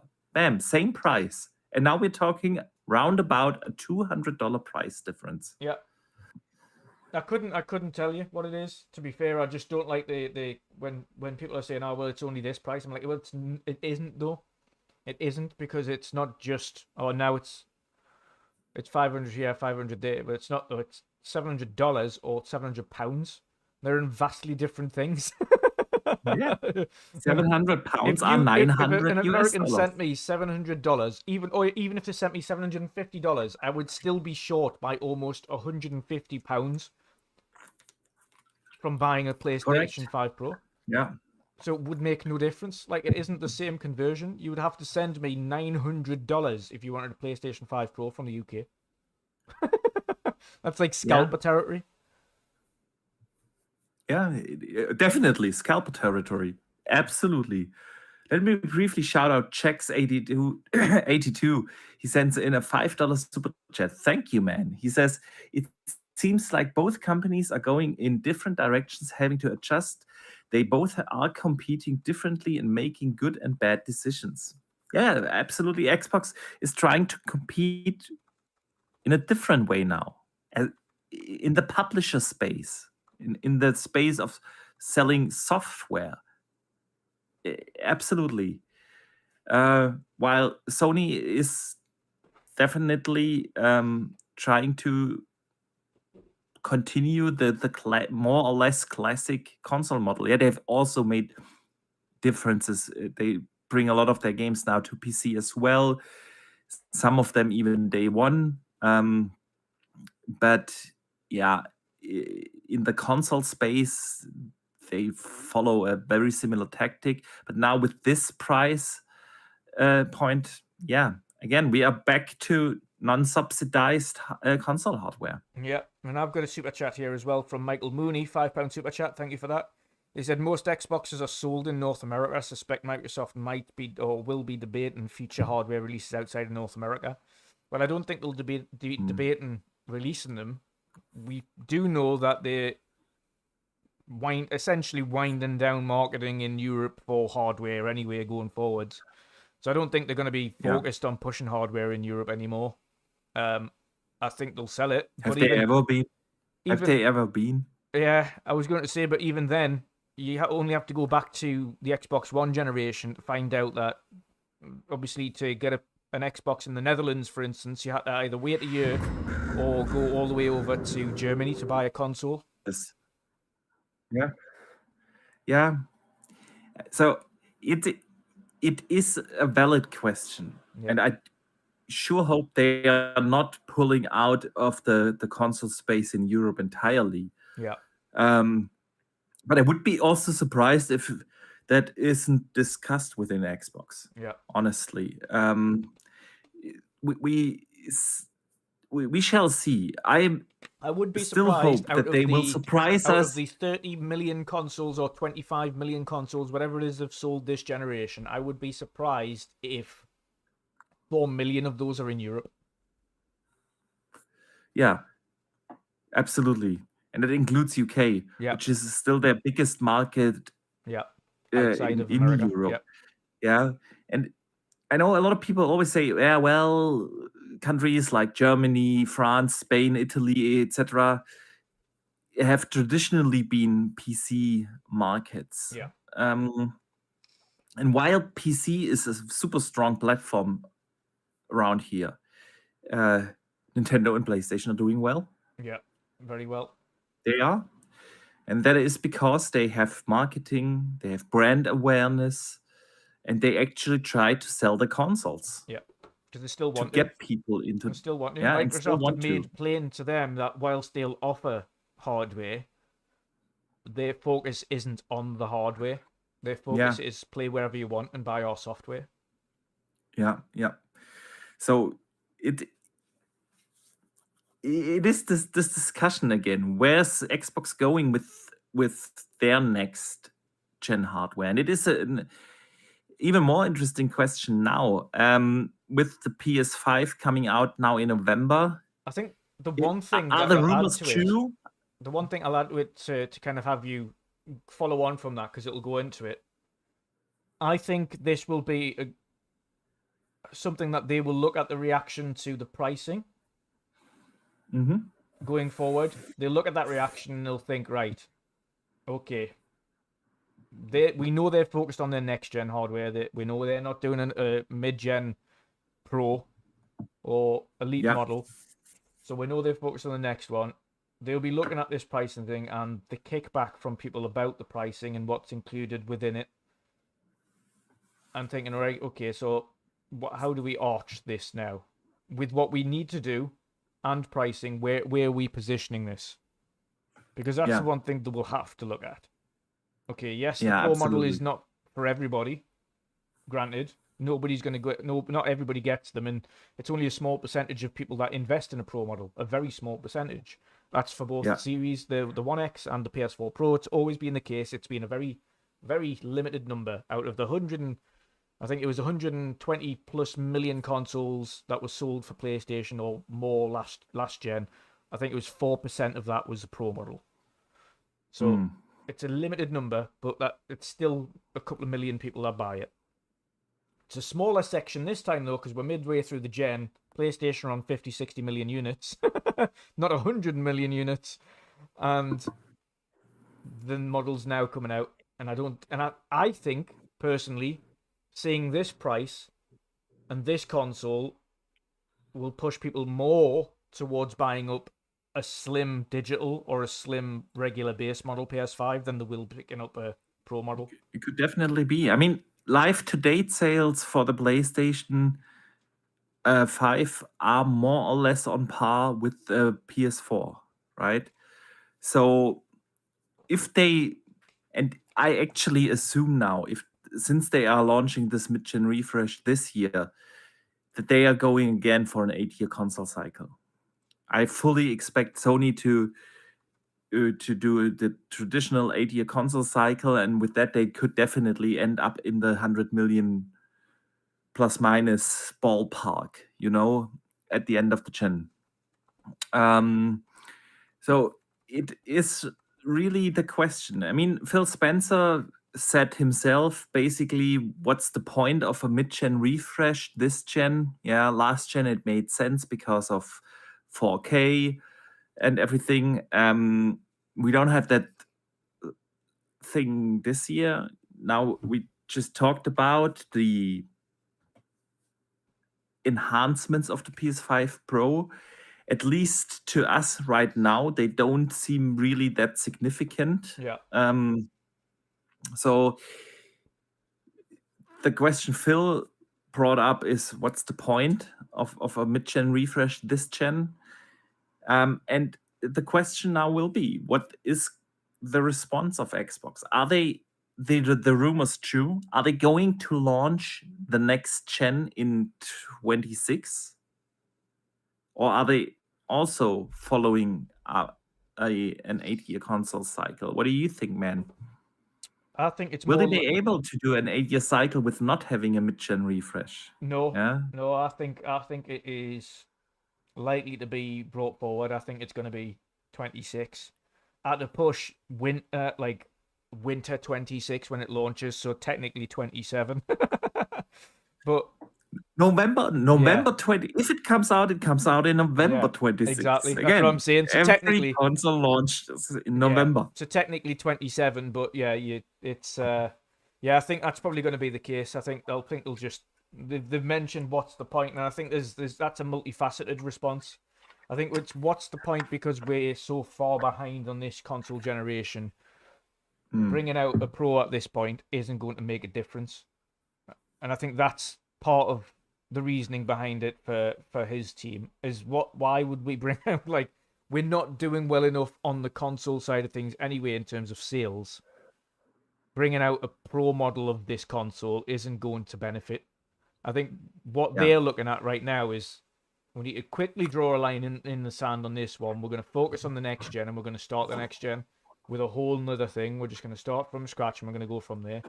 Now, granted, Xbox have always been heavy proponents of backwards compatibility, so whatever they do is going to ensure that your peripherals will all work. Your games will be cross-gen, so they'll work perfectly fine across all devices. But I think it is going to be a good shift across and something brand new instead. I think they're already fully aware that it doesn't make sense for them to do a mid-gen refresh because they are too far behind this gen. They are, in terms of consoles, they're miles off, absolutely miles off. So it wouldn't for them spending the money and the R&D on a mid-gen pro model of a console that hasn't hit the heights doesn't make sense. It doesn't. Everybody else, the enthusiasts might want one, but you have logically it doesn't make any sense. You just draw a line under the sand, right? Well, this hasn't worked. It was too complicated for developers to get in the tools. The tools weren't ready all the way through. It was what PlayStation 3 had with difficulty to develop for. Yeah, is what Xbox Series X has been said all the way through. It's been difficult to develop for. The Series S has been more of an issue because it is significantly lower powered than the Series X. So there is a big gap it simply is a second SKU. I don't even think that the pure specs of the Series S is that big of an issue. Yeah, because most games basically made it work eventually, to run on the Series S. It's just the work you have to put in, especially given that it is a low install base. Yeah. And of course, when you've got two others, the Series X and the PS5, which are at a certain level of capabilities, whether it comes to the GPU, the CPU, the RAM availability, which is one of the issues for the Series S. The RAM, and we've been seeing this anyway for the consoles in general. 12 gig or 16 gig is still not enough. Like the actual next gen consoles need to have much more than that. Much more than that. In a computer, when you've got a GPU that has its own video RAM, so you have its own VRAM of at least anywhere from 8 to 24 gig, depending on the card you've got. And even then, 8 gig cards are kind of disappearing now. And we're starting to see baseline of 10s or 12s, which 12 really should be the minimum on a GPU. And then you've also got your RAM on top of that, which is 16 to 32, 64 gig. Yeah. That's the available memory you've got on both GPU and RAM. And the console has 16 shared. Yeah, shared. Yeah, the general problem of an APU design, right? Yeah. You have a shared memory pool. That's the thing. If Xbox decides to launch 26, I think that would be actually the smartest move that they've made in a long time, honestly, because there are multiple things you have to factor in. The first is, I fully agree with you, if they would have a proper install base in the ballpark similar to what PlayStation has right now, right? It would be a little a different story, but now your console sales are slowing down. You haven't even met the life-to-date sales of the Xbox One, which really isn't considered a successful generation for them. Do you spend the R&D and everything in that, or do you directly develop a new gen? You would also break out of the direct competition towards PlayStation if you don't always launch the same time like your big competitor does, right? Giving a head start in a generation of 2 years or so would make an actual real difference. And then I still believe the biggest problem of the Series X was the way they handled their first-party studios and the general sentiment of the console in the first 2.5, 3 years. The one thing was the tools that you already mentioned. Yeah, they've sold the Series X as the most powerful console, And in the first 2 years, almost every third-party game ran worse on Xbox than on PlayStation. And yes, a lot of those issues were not even Microsoft's direct fault, because AMD simply didn't have a lot of the Zen 2 stuff ready, the tools, the drivers, and so on. Nevertheless, and at the end of the day, the console didn't perform in the first 2 years as it was supposed to. And Yeah. same goes for your first-party roster, right? They bought all these studios way back in 2018, and this was supposed to be the generation where finally the tagline of Xbox has no games disappears. And then they launched the console without a game, and it took them 10 months to release the first-party game exclusively on the platform. And they had one good year with Halo and Forza Horizon, but then again, it was still just Forza and Halo, which was the other tagline. They only have Forza, Gears, and Halo, right? Yeah. So they only launched that. Then they had 18 months of nothing, the longest dry streak any platform holder ever had, just to release a Redfall.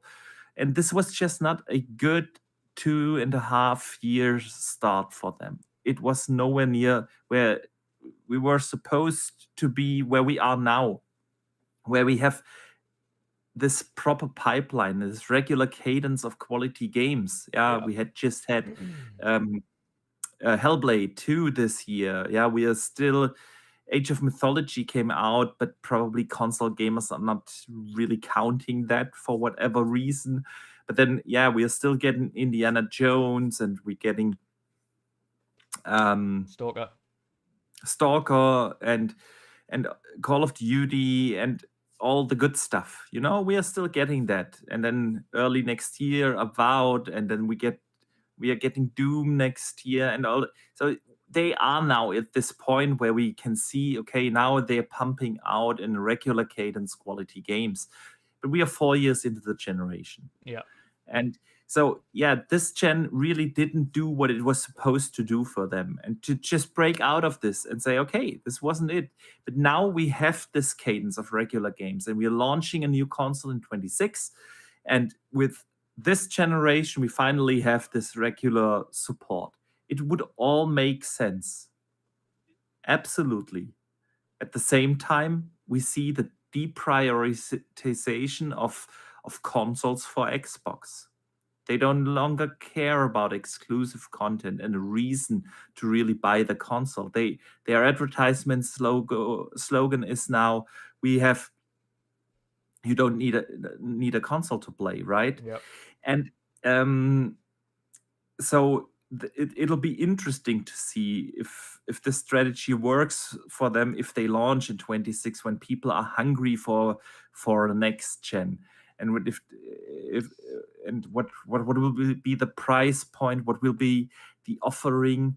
I thoroughly believe that they are going to somehow unify consoles and PC. That the next gen Xbox is going to run on some sort of Windows. It's not going to be that you boot up into your desktop and you can also open up your PowerPoint and Excel sheets, and that's not going to happen, but it will run at its base core on a Windows. With that, they make sure that developers have it easy to switch from, because the Xbox is then just the PC version. They don't have to build a separate console version. They will try to do something like that, and I'm still rooting for that Xbox handheld to be true. But honestly, that's the one thing I would buy next gen from Xbox, is if they bring out an Xbox handheld, I'll buy that. But as it stands right now, I've got no reason to own an Xbox console. Not if you have a good PC. Yep. Right? Unless you are like me and just prefer to play on a console. Yeah. Listen, it's no secret. I'm no fan of what Xbox is doing with this bringing games over to PlayStation thing. That's not a secret. I'm still gonna buy an Xbox as long as they are going to make it. Yeah. And I've always been a multi-console owner, so I also will buy the PS6. Yeah. I'm not sold on the PS5 Pro, absolutely, especially not at that price point. It's, by the way, also something we haven't covered earlier when we talked about the PlayStation 5 Pro. The one thing that is also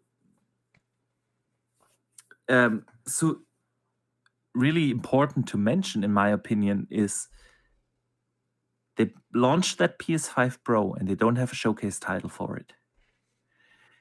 And I've been I own a Nintendo, I own a PlayStation, I own an Xbox. And I use the PlayStation as my exclusive machine. Yeah. I love the first party games, I truly do, but I play almost every of my third party games on Xbox, some of them on PC. Yeah. And with not having a proper roadmap, what is the point for me to get a PS5 Pro? Yeah. I'm not. It's true. There's true. There's no. There's Wolverine. Yes, Wolverine is probably a 26 game, especially after this ultra strong leak of even the base code and the game code. Yeah. Wolverine, we are looking at 26 here. So what else is there for me to play? There really isn't anything announced. Astrobot just came out and that's it, right? I really don't see a reason for as someone who plays third-party games on Xbox. Yeah. If the PlayStation 5 Pro would, offer a significant hardware performance upgrade, and it would be in the ballpark of 500 to 600 euros, not 800 without the stand, then I would probably consider getting it and then play more third-party games on them if I would really see an actual proper benefit.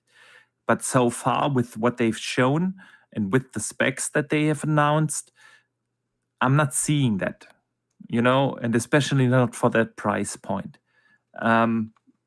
Because then I could also just play on my PC. I have a 3080. I know it's not super state of the art, but it's still a significant boost over the PS5 Pro. So yeah, and this is different with Xbox. Xbox has a super exciting roadmap. Very exciting roadmap. Can't wait for Stalker 2. Can't wait for Indiana Jones, Avowed, Fable, Doom. Yeah. Super exciting roadmap, right? I feel like I've been shouting for PlayStation's roadmap for a very long time now.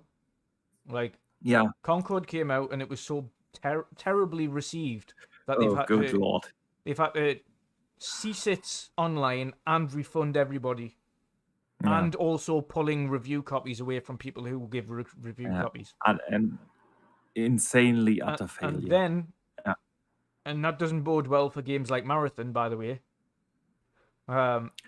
Who is also still not really being spoken about. They haven't talked about it. They haven't showed it off. It's exactly the same as what they did with Concord. They showed this little gameplay trailer. Everybody said it wasn't even a gameplay trailer. It was more like a CGI thing. A quick thing, yeah. And they didn't really advertise it. They didn't really push it. They didn't really justify why it would differ from any of the competition that you don't have to pay for. And then they brought out their highly successful Astrobot, but that's one game. And now what? And now what? It is. I was fully expecting it. I think we talked about this in the DMs right before the PlayStation 5 Pro reveal. Yeah. That we were talking about, okay, why is it only 9 minutes long? And I was wrong. Yeah, I said to you, man, this is just more or less a tease, and they're gonna announce at the end of this reveal a proper showcase somewhere when either in September or October to to fully show this thing off with some of the highly expected games from Bend or Santa Monica or Ghost of Tsushima 2 or something like that. Yeah. But no showcase, no roadmap. It's crazy. And then just to come back to Xbox in 26, it'll be very interesting to see what they do. Yeah. I fully expect them to have a Windows Lite or something like that to run on the machine.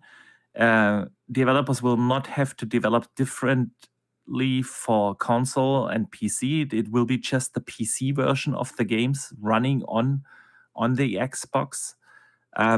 Therefore, eliminating all technical reasons to not launch your game day one on the Xbox console, and also opening up the possibility of third-party launchers like Epic, Steam, or something like that, right? This is what I expect them to do, and it would only make sense. I do hope that corporate Microsoft is still willing to take such hardware risks, you know? I'm not saying that there won't be a next Xbox. Absolutely not. There will be one more gen. Yeah, I was going to say. And I hope that this is going to be a super successful one for them, because we need this competition. The PlayStation 5 Pro reveal, and especially the pricing outside of the United States, shows how important it is to have proper competition. And I just hope that Xbox is finally going to be able to put that competition up, because they have everything on the table. They have the chance to launch 26, new gen, big head start, make it attractive, fulfill the wish of the community by also launching a handheld with it. They have the games, right? This time they finally have the games to launch with a console. It's all on the table. They have by far the best offering, value for price with Gamepass in gaming, and they have everything to have a successful console generation. But we all know, everyone here in the chat knows, everyone knows, they are not behind consoles anymore. And this is the one thing that just worries me. If they're willing to put in the effort that it takes to have a successful generation. Yeah. Yep, I completely agree. Another thing that I'll add as well is, and I said this last time around when it comes to Xbox, there'll absolutely be another box. There'll probably be another box after that. But they still have to give, and I've said this before, they still have to give a reason to buy the box, because if a gen goes by and that one is tracking behind the Series X, and then the next gen's tracking behind that series, and then the next gen's tracking behind that, eventually there'll be coming a point where the hierarchy will say, this is no longer feasible. Yeah. So they have to, no matter what people say about exclusivity, they have to give a reason for people to buy the hardware, otherwise they will stop making the hardware. Yeah. Regardless of what you want, if it starts to slowly decline, which is what it's doing, the 360, the Xbox One, the Xbox Series, the monthly at the actual sold units tracking behind the Xbox One currently, if it keeps tracking below every series all the way through, eventually the investors, the funders will go, why are we still doing this? Yeah. Yeah. That's the thing. So my thing for Xbox is, I'm not 100%, I am not getting an Xbox. I have categorically said, right now, I do not have a reason to invest in the next Xbox, because they're not giving me a reason to invest in the next Xbox. What they're saying is I can play everything everywhere. So if that's the case, I'll just play everything on PC. I'll save the money. I'll play things on PC. I'll get a PlayStation 6. I'll get the Switch 2. Because they're still currently giving me a reason to buy them. Currently. Even if PlayStation's releasing on PC, it's 1 year later. or a year and a half later.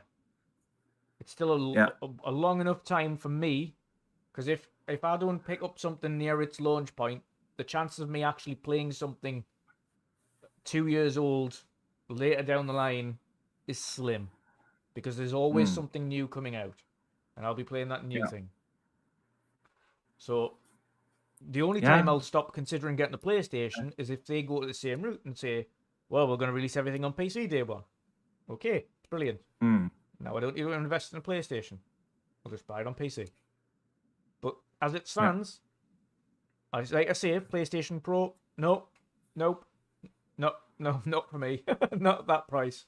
Definitely not. As it stands, I'll get the next PlayStation. I'll get the next Switch. I'll upgrade the PC. But Xbox need to give me a reason to get the Xbox, which I don't currently have. Yeah. Let's see how many people will feel that way once they reveal their next gen plans. And I sure hope it's going to be 26, man. Yep. But Dutch, let us move on from this topic to a couple of other news bits before we get to this week's community questions.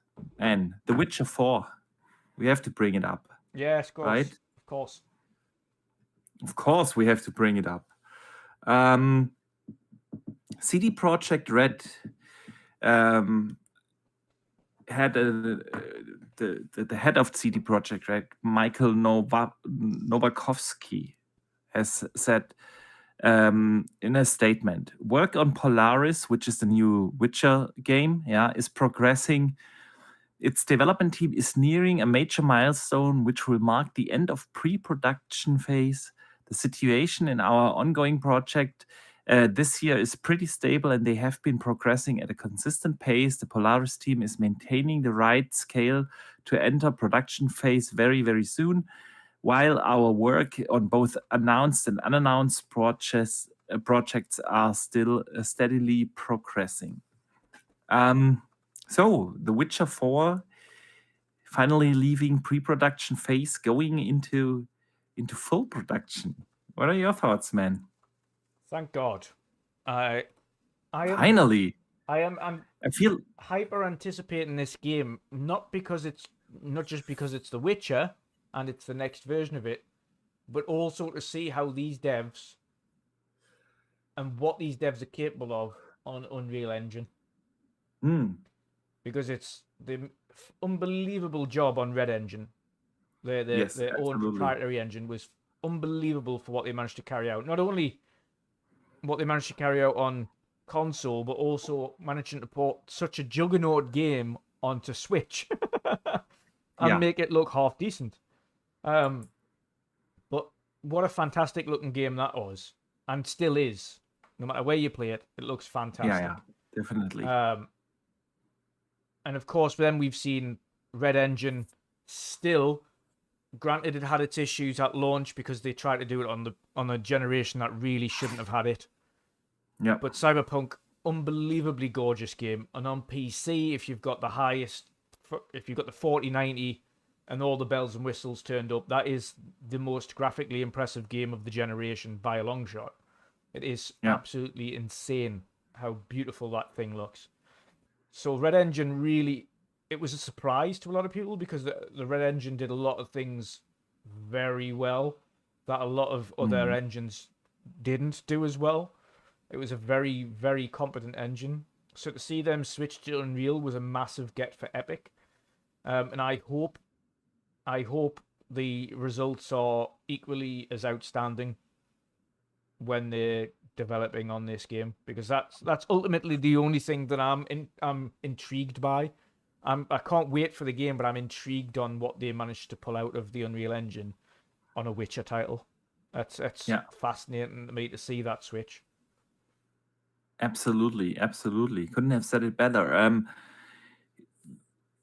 It was a surprise to me because, like you said, the Red Engine is such an incredible powerhouse engine. Probably the best proprietary engine out there, right? For them to move away from that, definitely going to be interesting to see.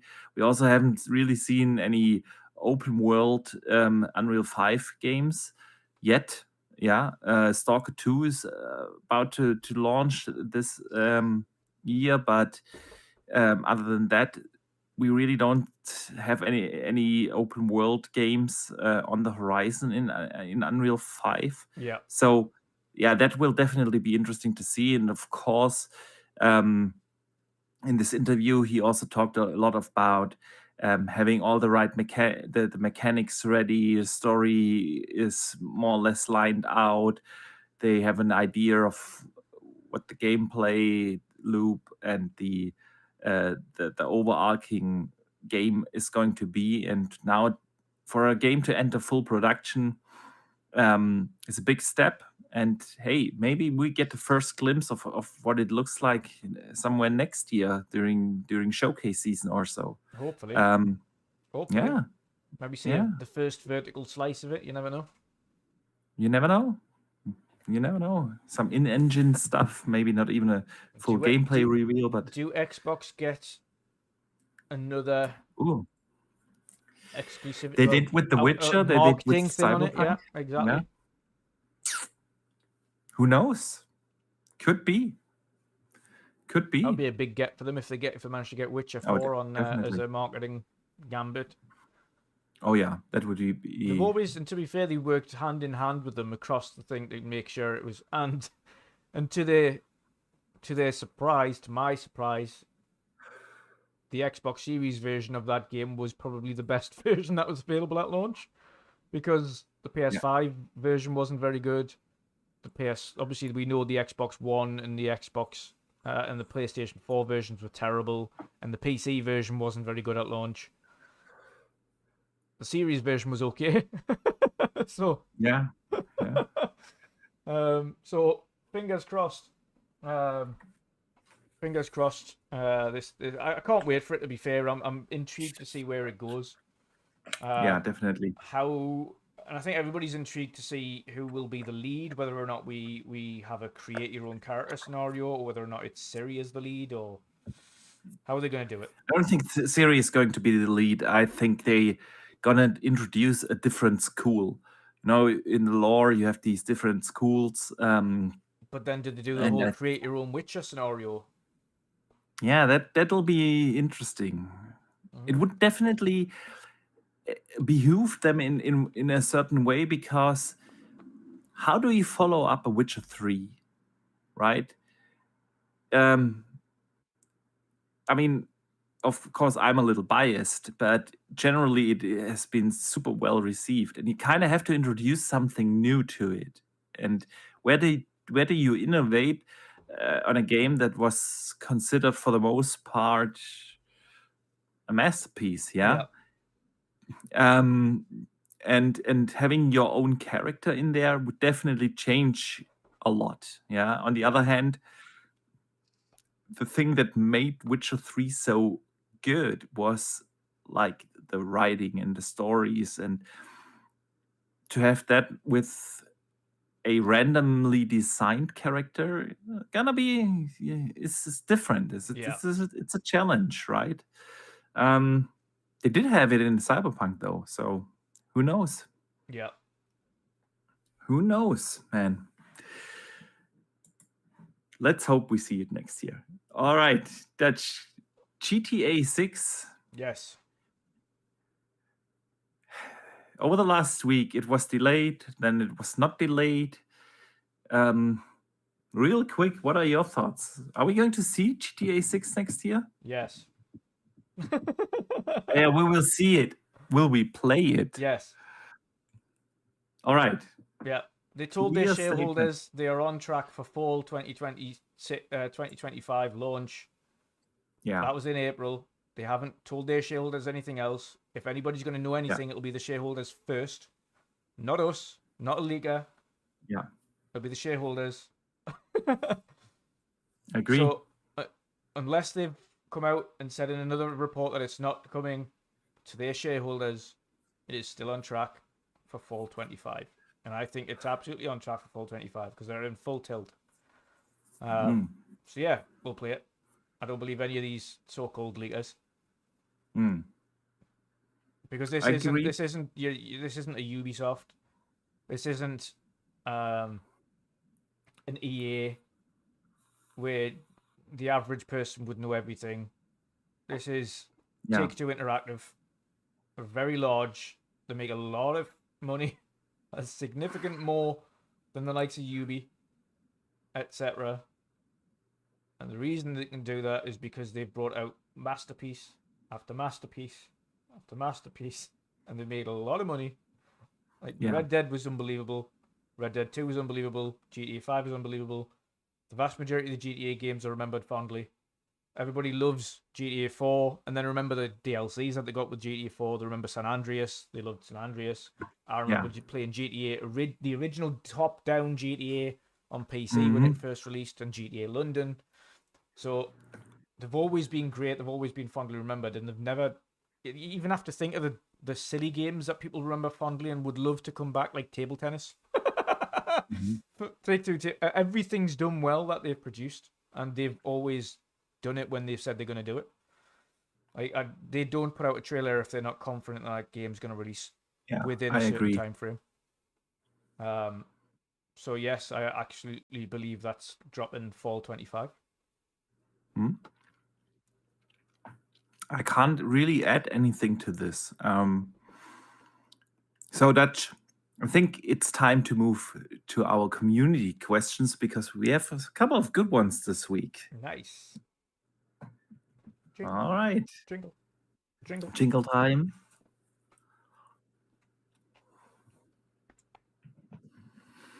All right, Dutch.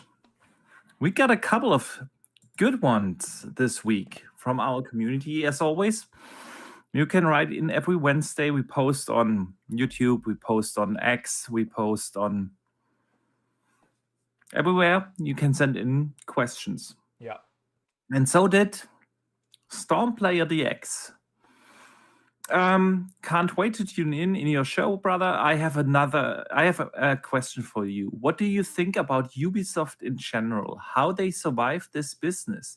They fight currently with low sales and their shares are at an historic low. Yeah. I don't know if you've seen this, Dutch, but last week Ubisoft reached an all-time low in their stock price. And starting this week, they dropped even another 7% down. After Star Wars not being received critically as well as they probably would have hoped to, and sales probably also lacking a little bit behind. What are your thoughts about this decline of Ubisoft? Well, this is the thing that while Star Wars is an IP that's fondly liked,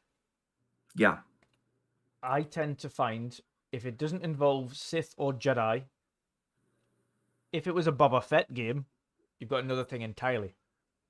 But if it doesn't involve Sith or Jedi, I don't think the vast majority of the masses would pick up a just random Star Wars game, because the vast majority of Star Wars fans want to be Boba Fett, or they want to be a Sith, or they want to be a Jedi, or they want to have Force powers. So I don't think it was mass market appeal on this particular Star Wars IP. As much as it is a Star Wars IP, we've seen that before where they've went off and did something else, and it doesn't always work when you go for a different type of character. And it's like the Lord of the Rings Gollum game, for instance. Of all characters to make a Lord of the Rings game for, Gollum was never going to be successful. I don't care how bad the game was in general, but it's just not a character people want to play as.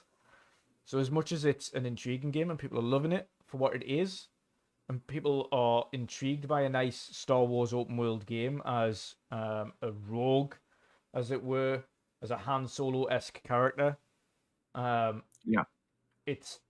it's not what the mass people want to be in a Star Wars game. They want to be a Sith, Jedi, or Boba Fett, bounty hunter.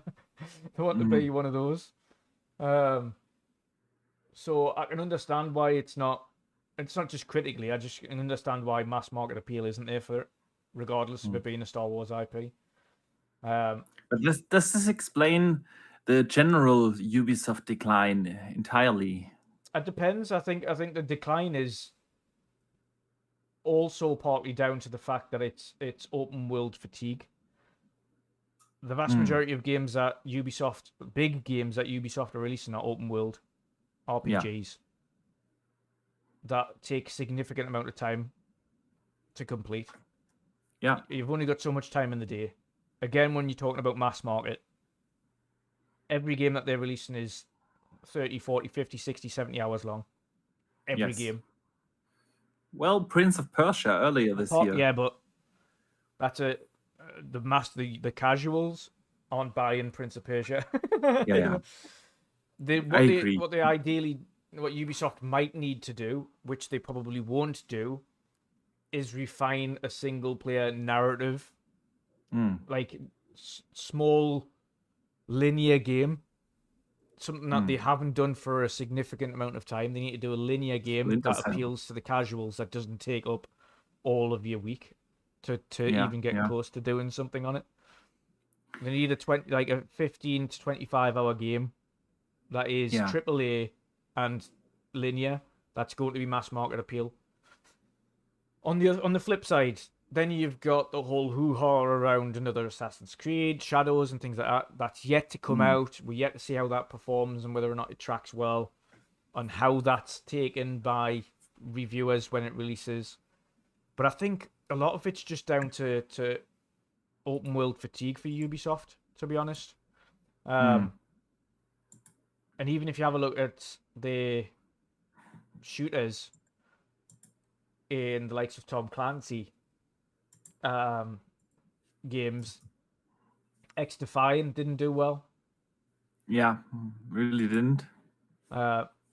Rainbow Six has been okay, but not many people play Rainbow Six Siege compared to. I mean, it's old, right? Yeah, 6-7 years. Rainbow at least Six now. Extraction didn't perform.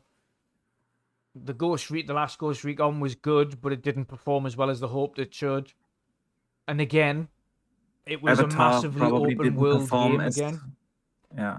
So Avatar also probably didn't really perform as good as it. And again, but then it again, was a good it was game, another but massively open world game. Like everything is by the book.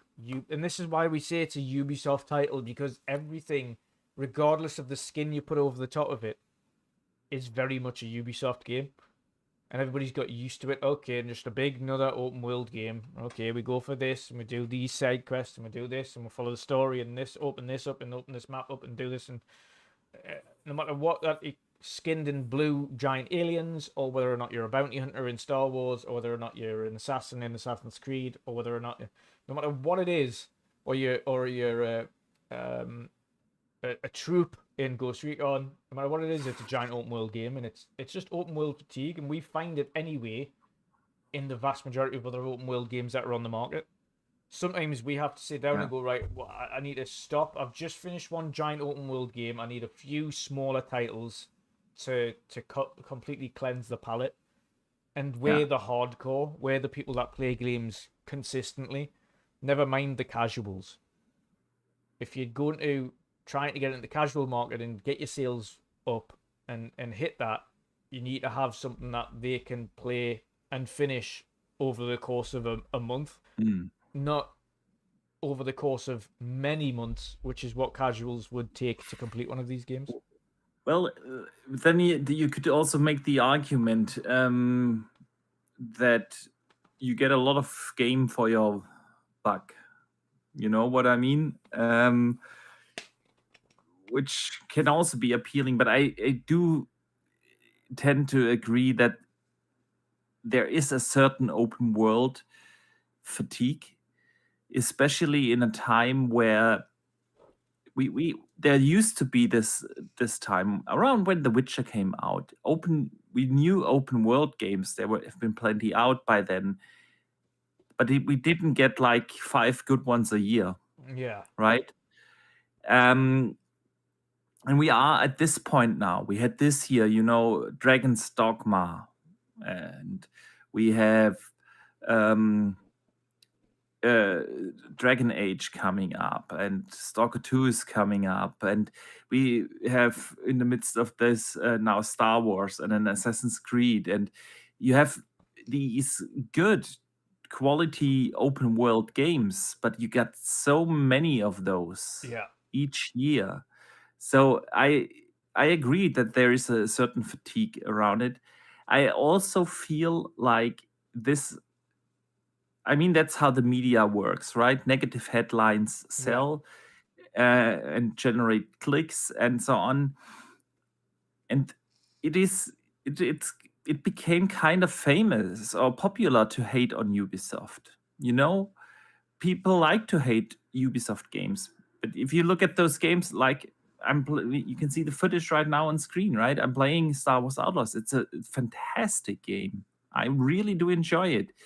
But since it became the norm to just yeah, well, it's Ubisoft, it's and so on, this is not helping them. They don't have the press anymore, and I feel like they're taking way too much time to do the stuff that people actually want, like the Splinter Cell remake. Yeah, that has been announced, what now, 4 years ago or so? With a logo, basically, a teaser logo. And that's it. And where are those kind of experiences? Yeah. The Division was super popular, but they've gone off the grid. There's no excitement around, even though we know it's being made, Division 3. Yeah. This takes them somehow way too long, even though they are such a gigantic corporation with so many resources. And I know development times have gone up everywhere, but kind of feels weird to Ubisoft, even though they launch on a regular basis great games. Yeah, they do. They are great games. The problem is they make is giant open world games, and I think they need to take a step back and refine that and start try making a linear experience. Try making a linear, because they've got the capabilities to make these giant, fantastic, hyper detailed open worlds. If they put that effort into making a linear experience with a great story, you've seen the technical capability they've got in the Snowdrop engine. You've seen how detailed they can make worlds and Avatar, etc. If you refine that into a smaller linear experience that's like 20 hours long, 25 hours long, so many people will jump on that and they'll experience something a little bit different. It's just why people like the likes of The Last of Us, because it's a little bit of a more despite The Last of Us 2 actually being a little bit longer than people wanted this time around. But it's a little bit more of a linear experience. You can complete it in a set 20 hours. Well, Last of Us 1 anyway, not 2. 15, 20 hours somewhere in that. But even then, you have a look at other hyper successful linear games that have come out and done really well. You don't have to be unbelievably long in order to have a great time with some games. And you don't want to outstay your welcome. And sometimes some of these games, like people with Valhalla, you have to remember, I enjoyed Valhalla, but I still put 77 hours into it without doing everything and without doing the DLC. A lot of people that have played these games have put hundreds of hours into them. True. And I can understand people going, no, that game's just too big. It's too bloated. There's too much to do. Yeah. And it is.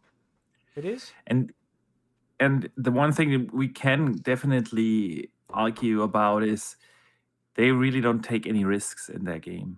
Yeah. Right? Even though Star Wars Outlaws and Avatar, the two bigger most recent ones, I really enjoyed them. They played it safe, super safe.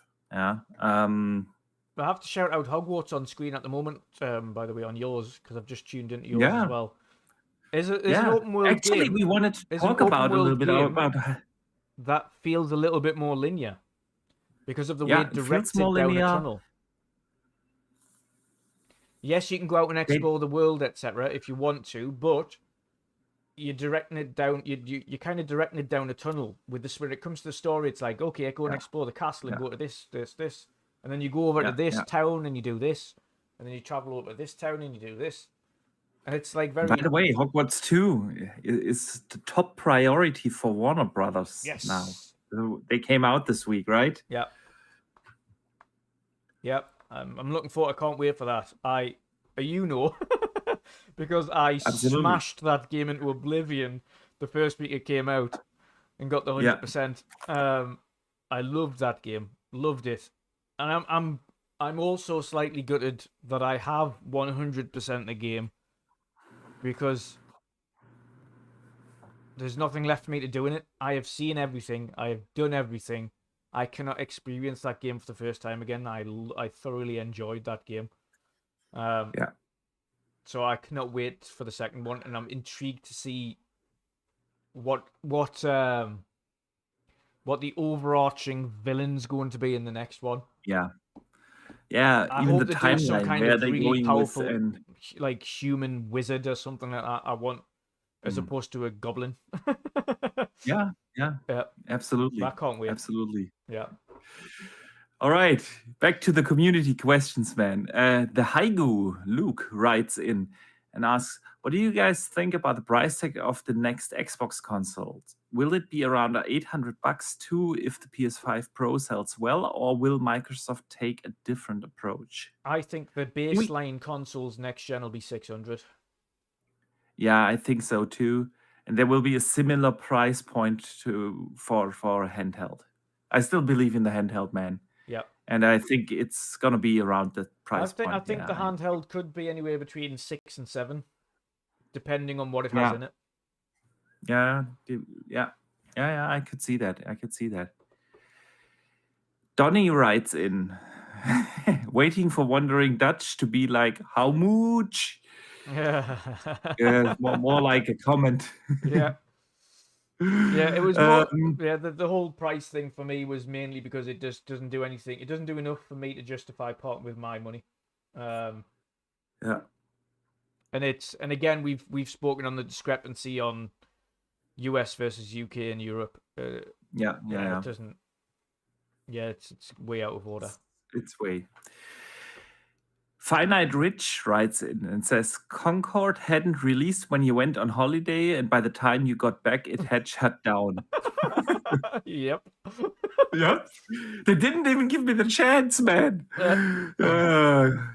Yep. Wouldn't have saved the game, though. Nope. What a failure, man. I mean, we said it on this show, right? Yep. That this game is dead on arrival. Yep. In the hero shooter space, way too much saturated market space and genre, to launch a game where your biggest competitors that are known and loved for the most part, like your Overwatches and so on, are free to play. To launch the game at the price model of 40 euros is just, it was dead on arrival. And besides that, the characters' designs were super uninspired and nobody cared for them, which makes part of the fun of playing hero shooters, right?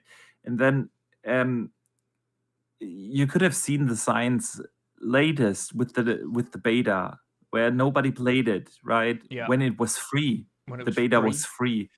Yeah, nobody played it. How would you expect anyone to pay for it? And then on the other hand, like, what did they say? 8-year development cycle, $100 million in development cost.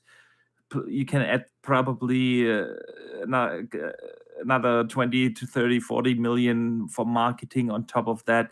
It's to spend that kind of money, launch the game, then take it down, 10 days or so after launch. At least they gave refunds for those who bought it, but they basically made zero money with this game. They lost so many millions of dollars with it. I honestly can't remember a game being shut down that quickly. I thought about it. I didn't. The other intriguing thing as well is the player numbers must have been that small that Sony were willing to offer off their own backs full refunds for anybody who bought it. Of course, if the player numbers were larger, Sony would never have said everybody who's bought this game is getting a refund. Yeah. but running the servers, the back end, and everything, the support And is I said expensive. that. I said if it doesn't change something rapidly very soon, there is absolutely no way Sony are going to continue plowing money into the servers and keeping this game afloat when no one's playing it. And then everybody was trying to defend it. Oh, I can find a game in X amount of time, and I can find a game. That makes no difference. It makes absolutely no difference. You always play against the three same people. Yeah, it's the same people every time. It is. Do you think we're gonna see it again?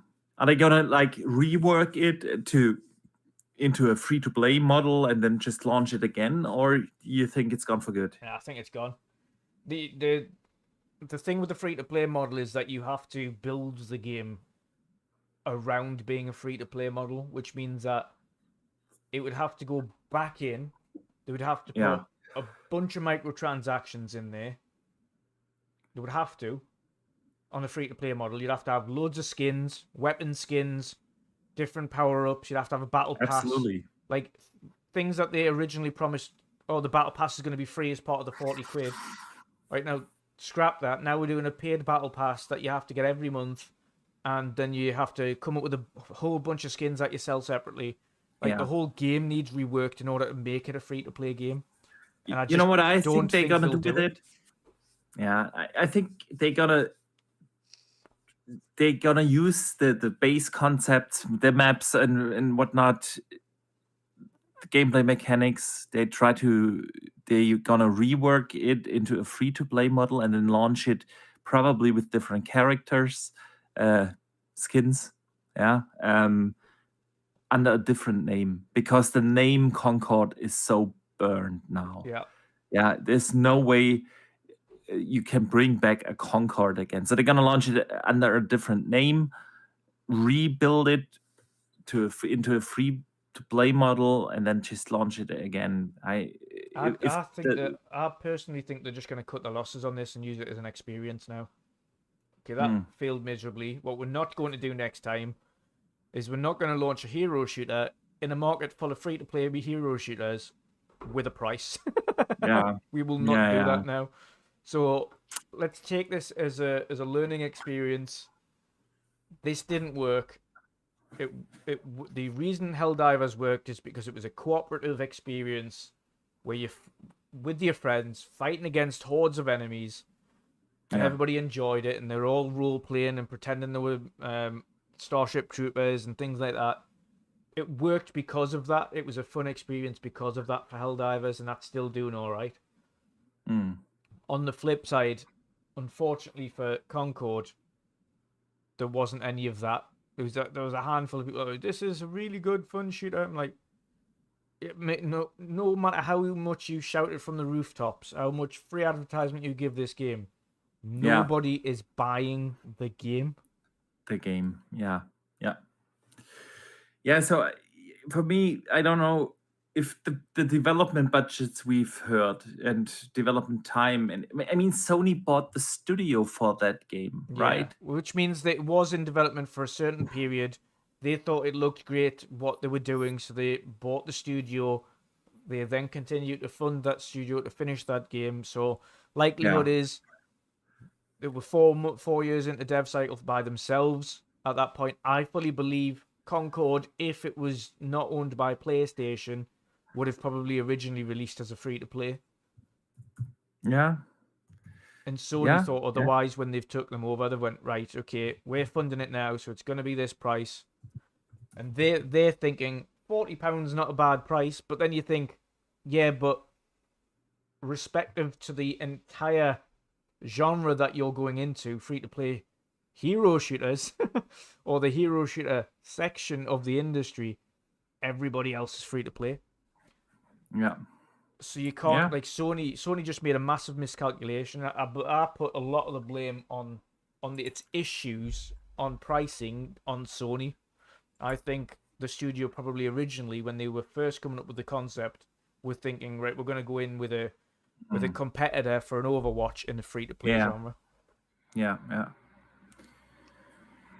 So let's see where this is going. So last question of the day comes in from Dave Ramos. I kind of feel like we answered that already, but just for the sake of it.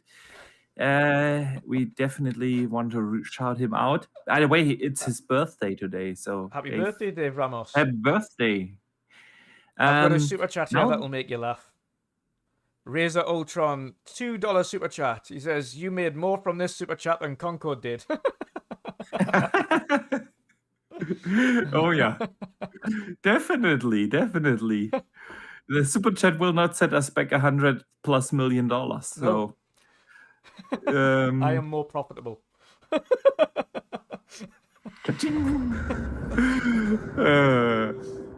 Dave Ramos writes in. It says, now that we know the price of the PS5 Pro, care to guess what the price will be for the Xbox handheld and the Xbox Gen 10 console?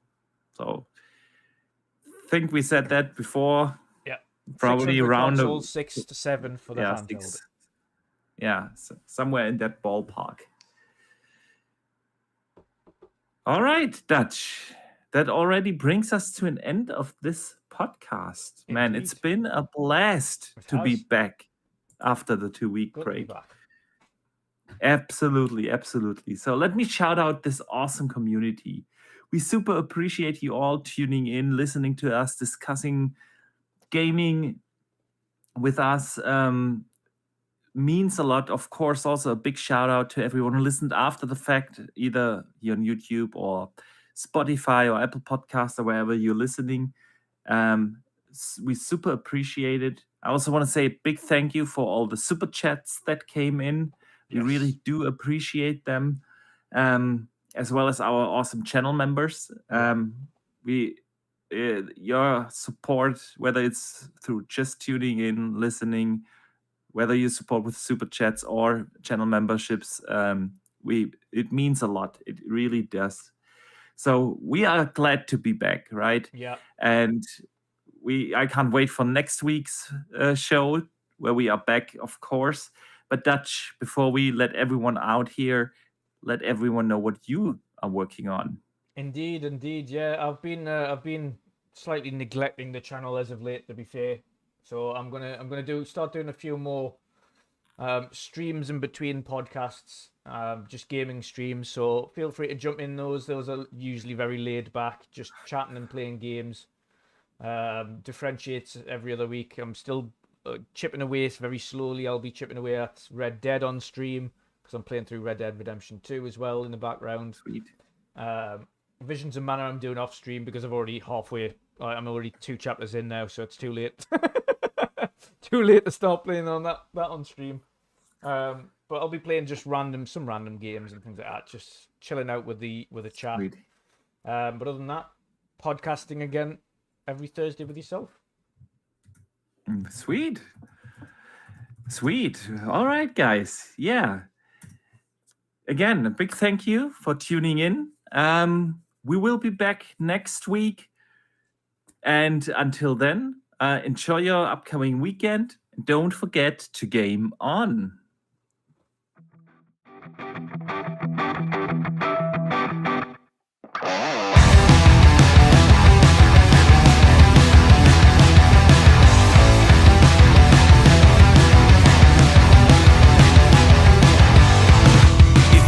Got my number figured out.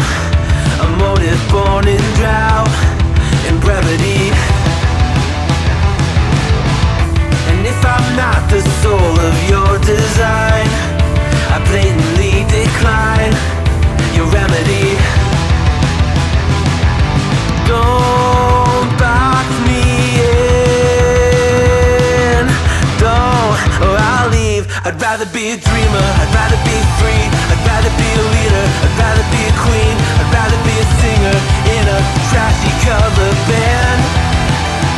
I'd rather be a closer, I'd rather be clean, I'd rather be a poser in a magazine. I'd rather be pretty much anything else than your machine.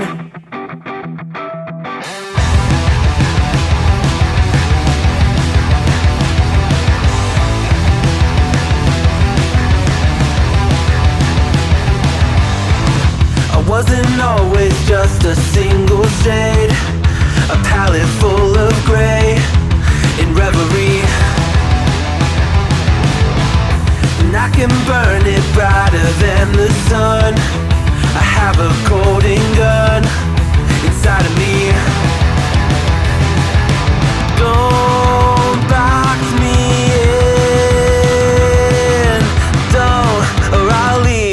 rather be a dreamer, I'd rather be free, I'd rather be a leader, I'd rather be a queen, I'd rather be a singer in a trashy cover band.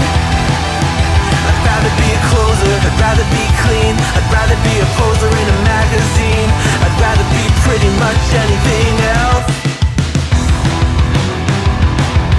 And if I fall behind, ignoring all the signs, and if I lose the fight,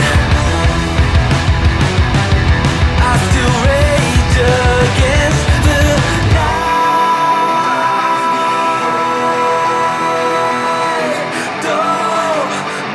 I'd rather be a dreamer,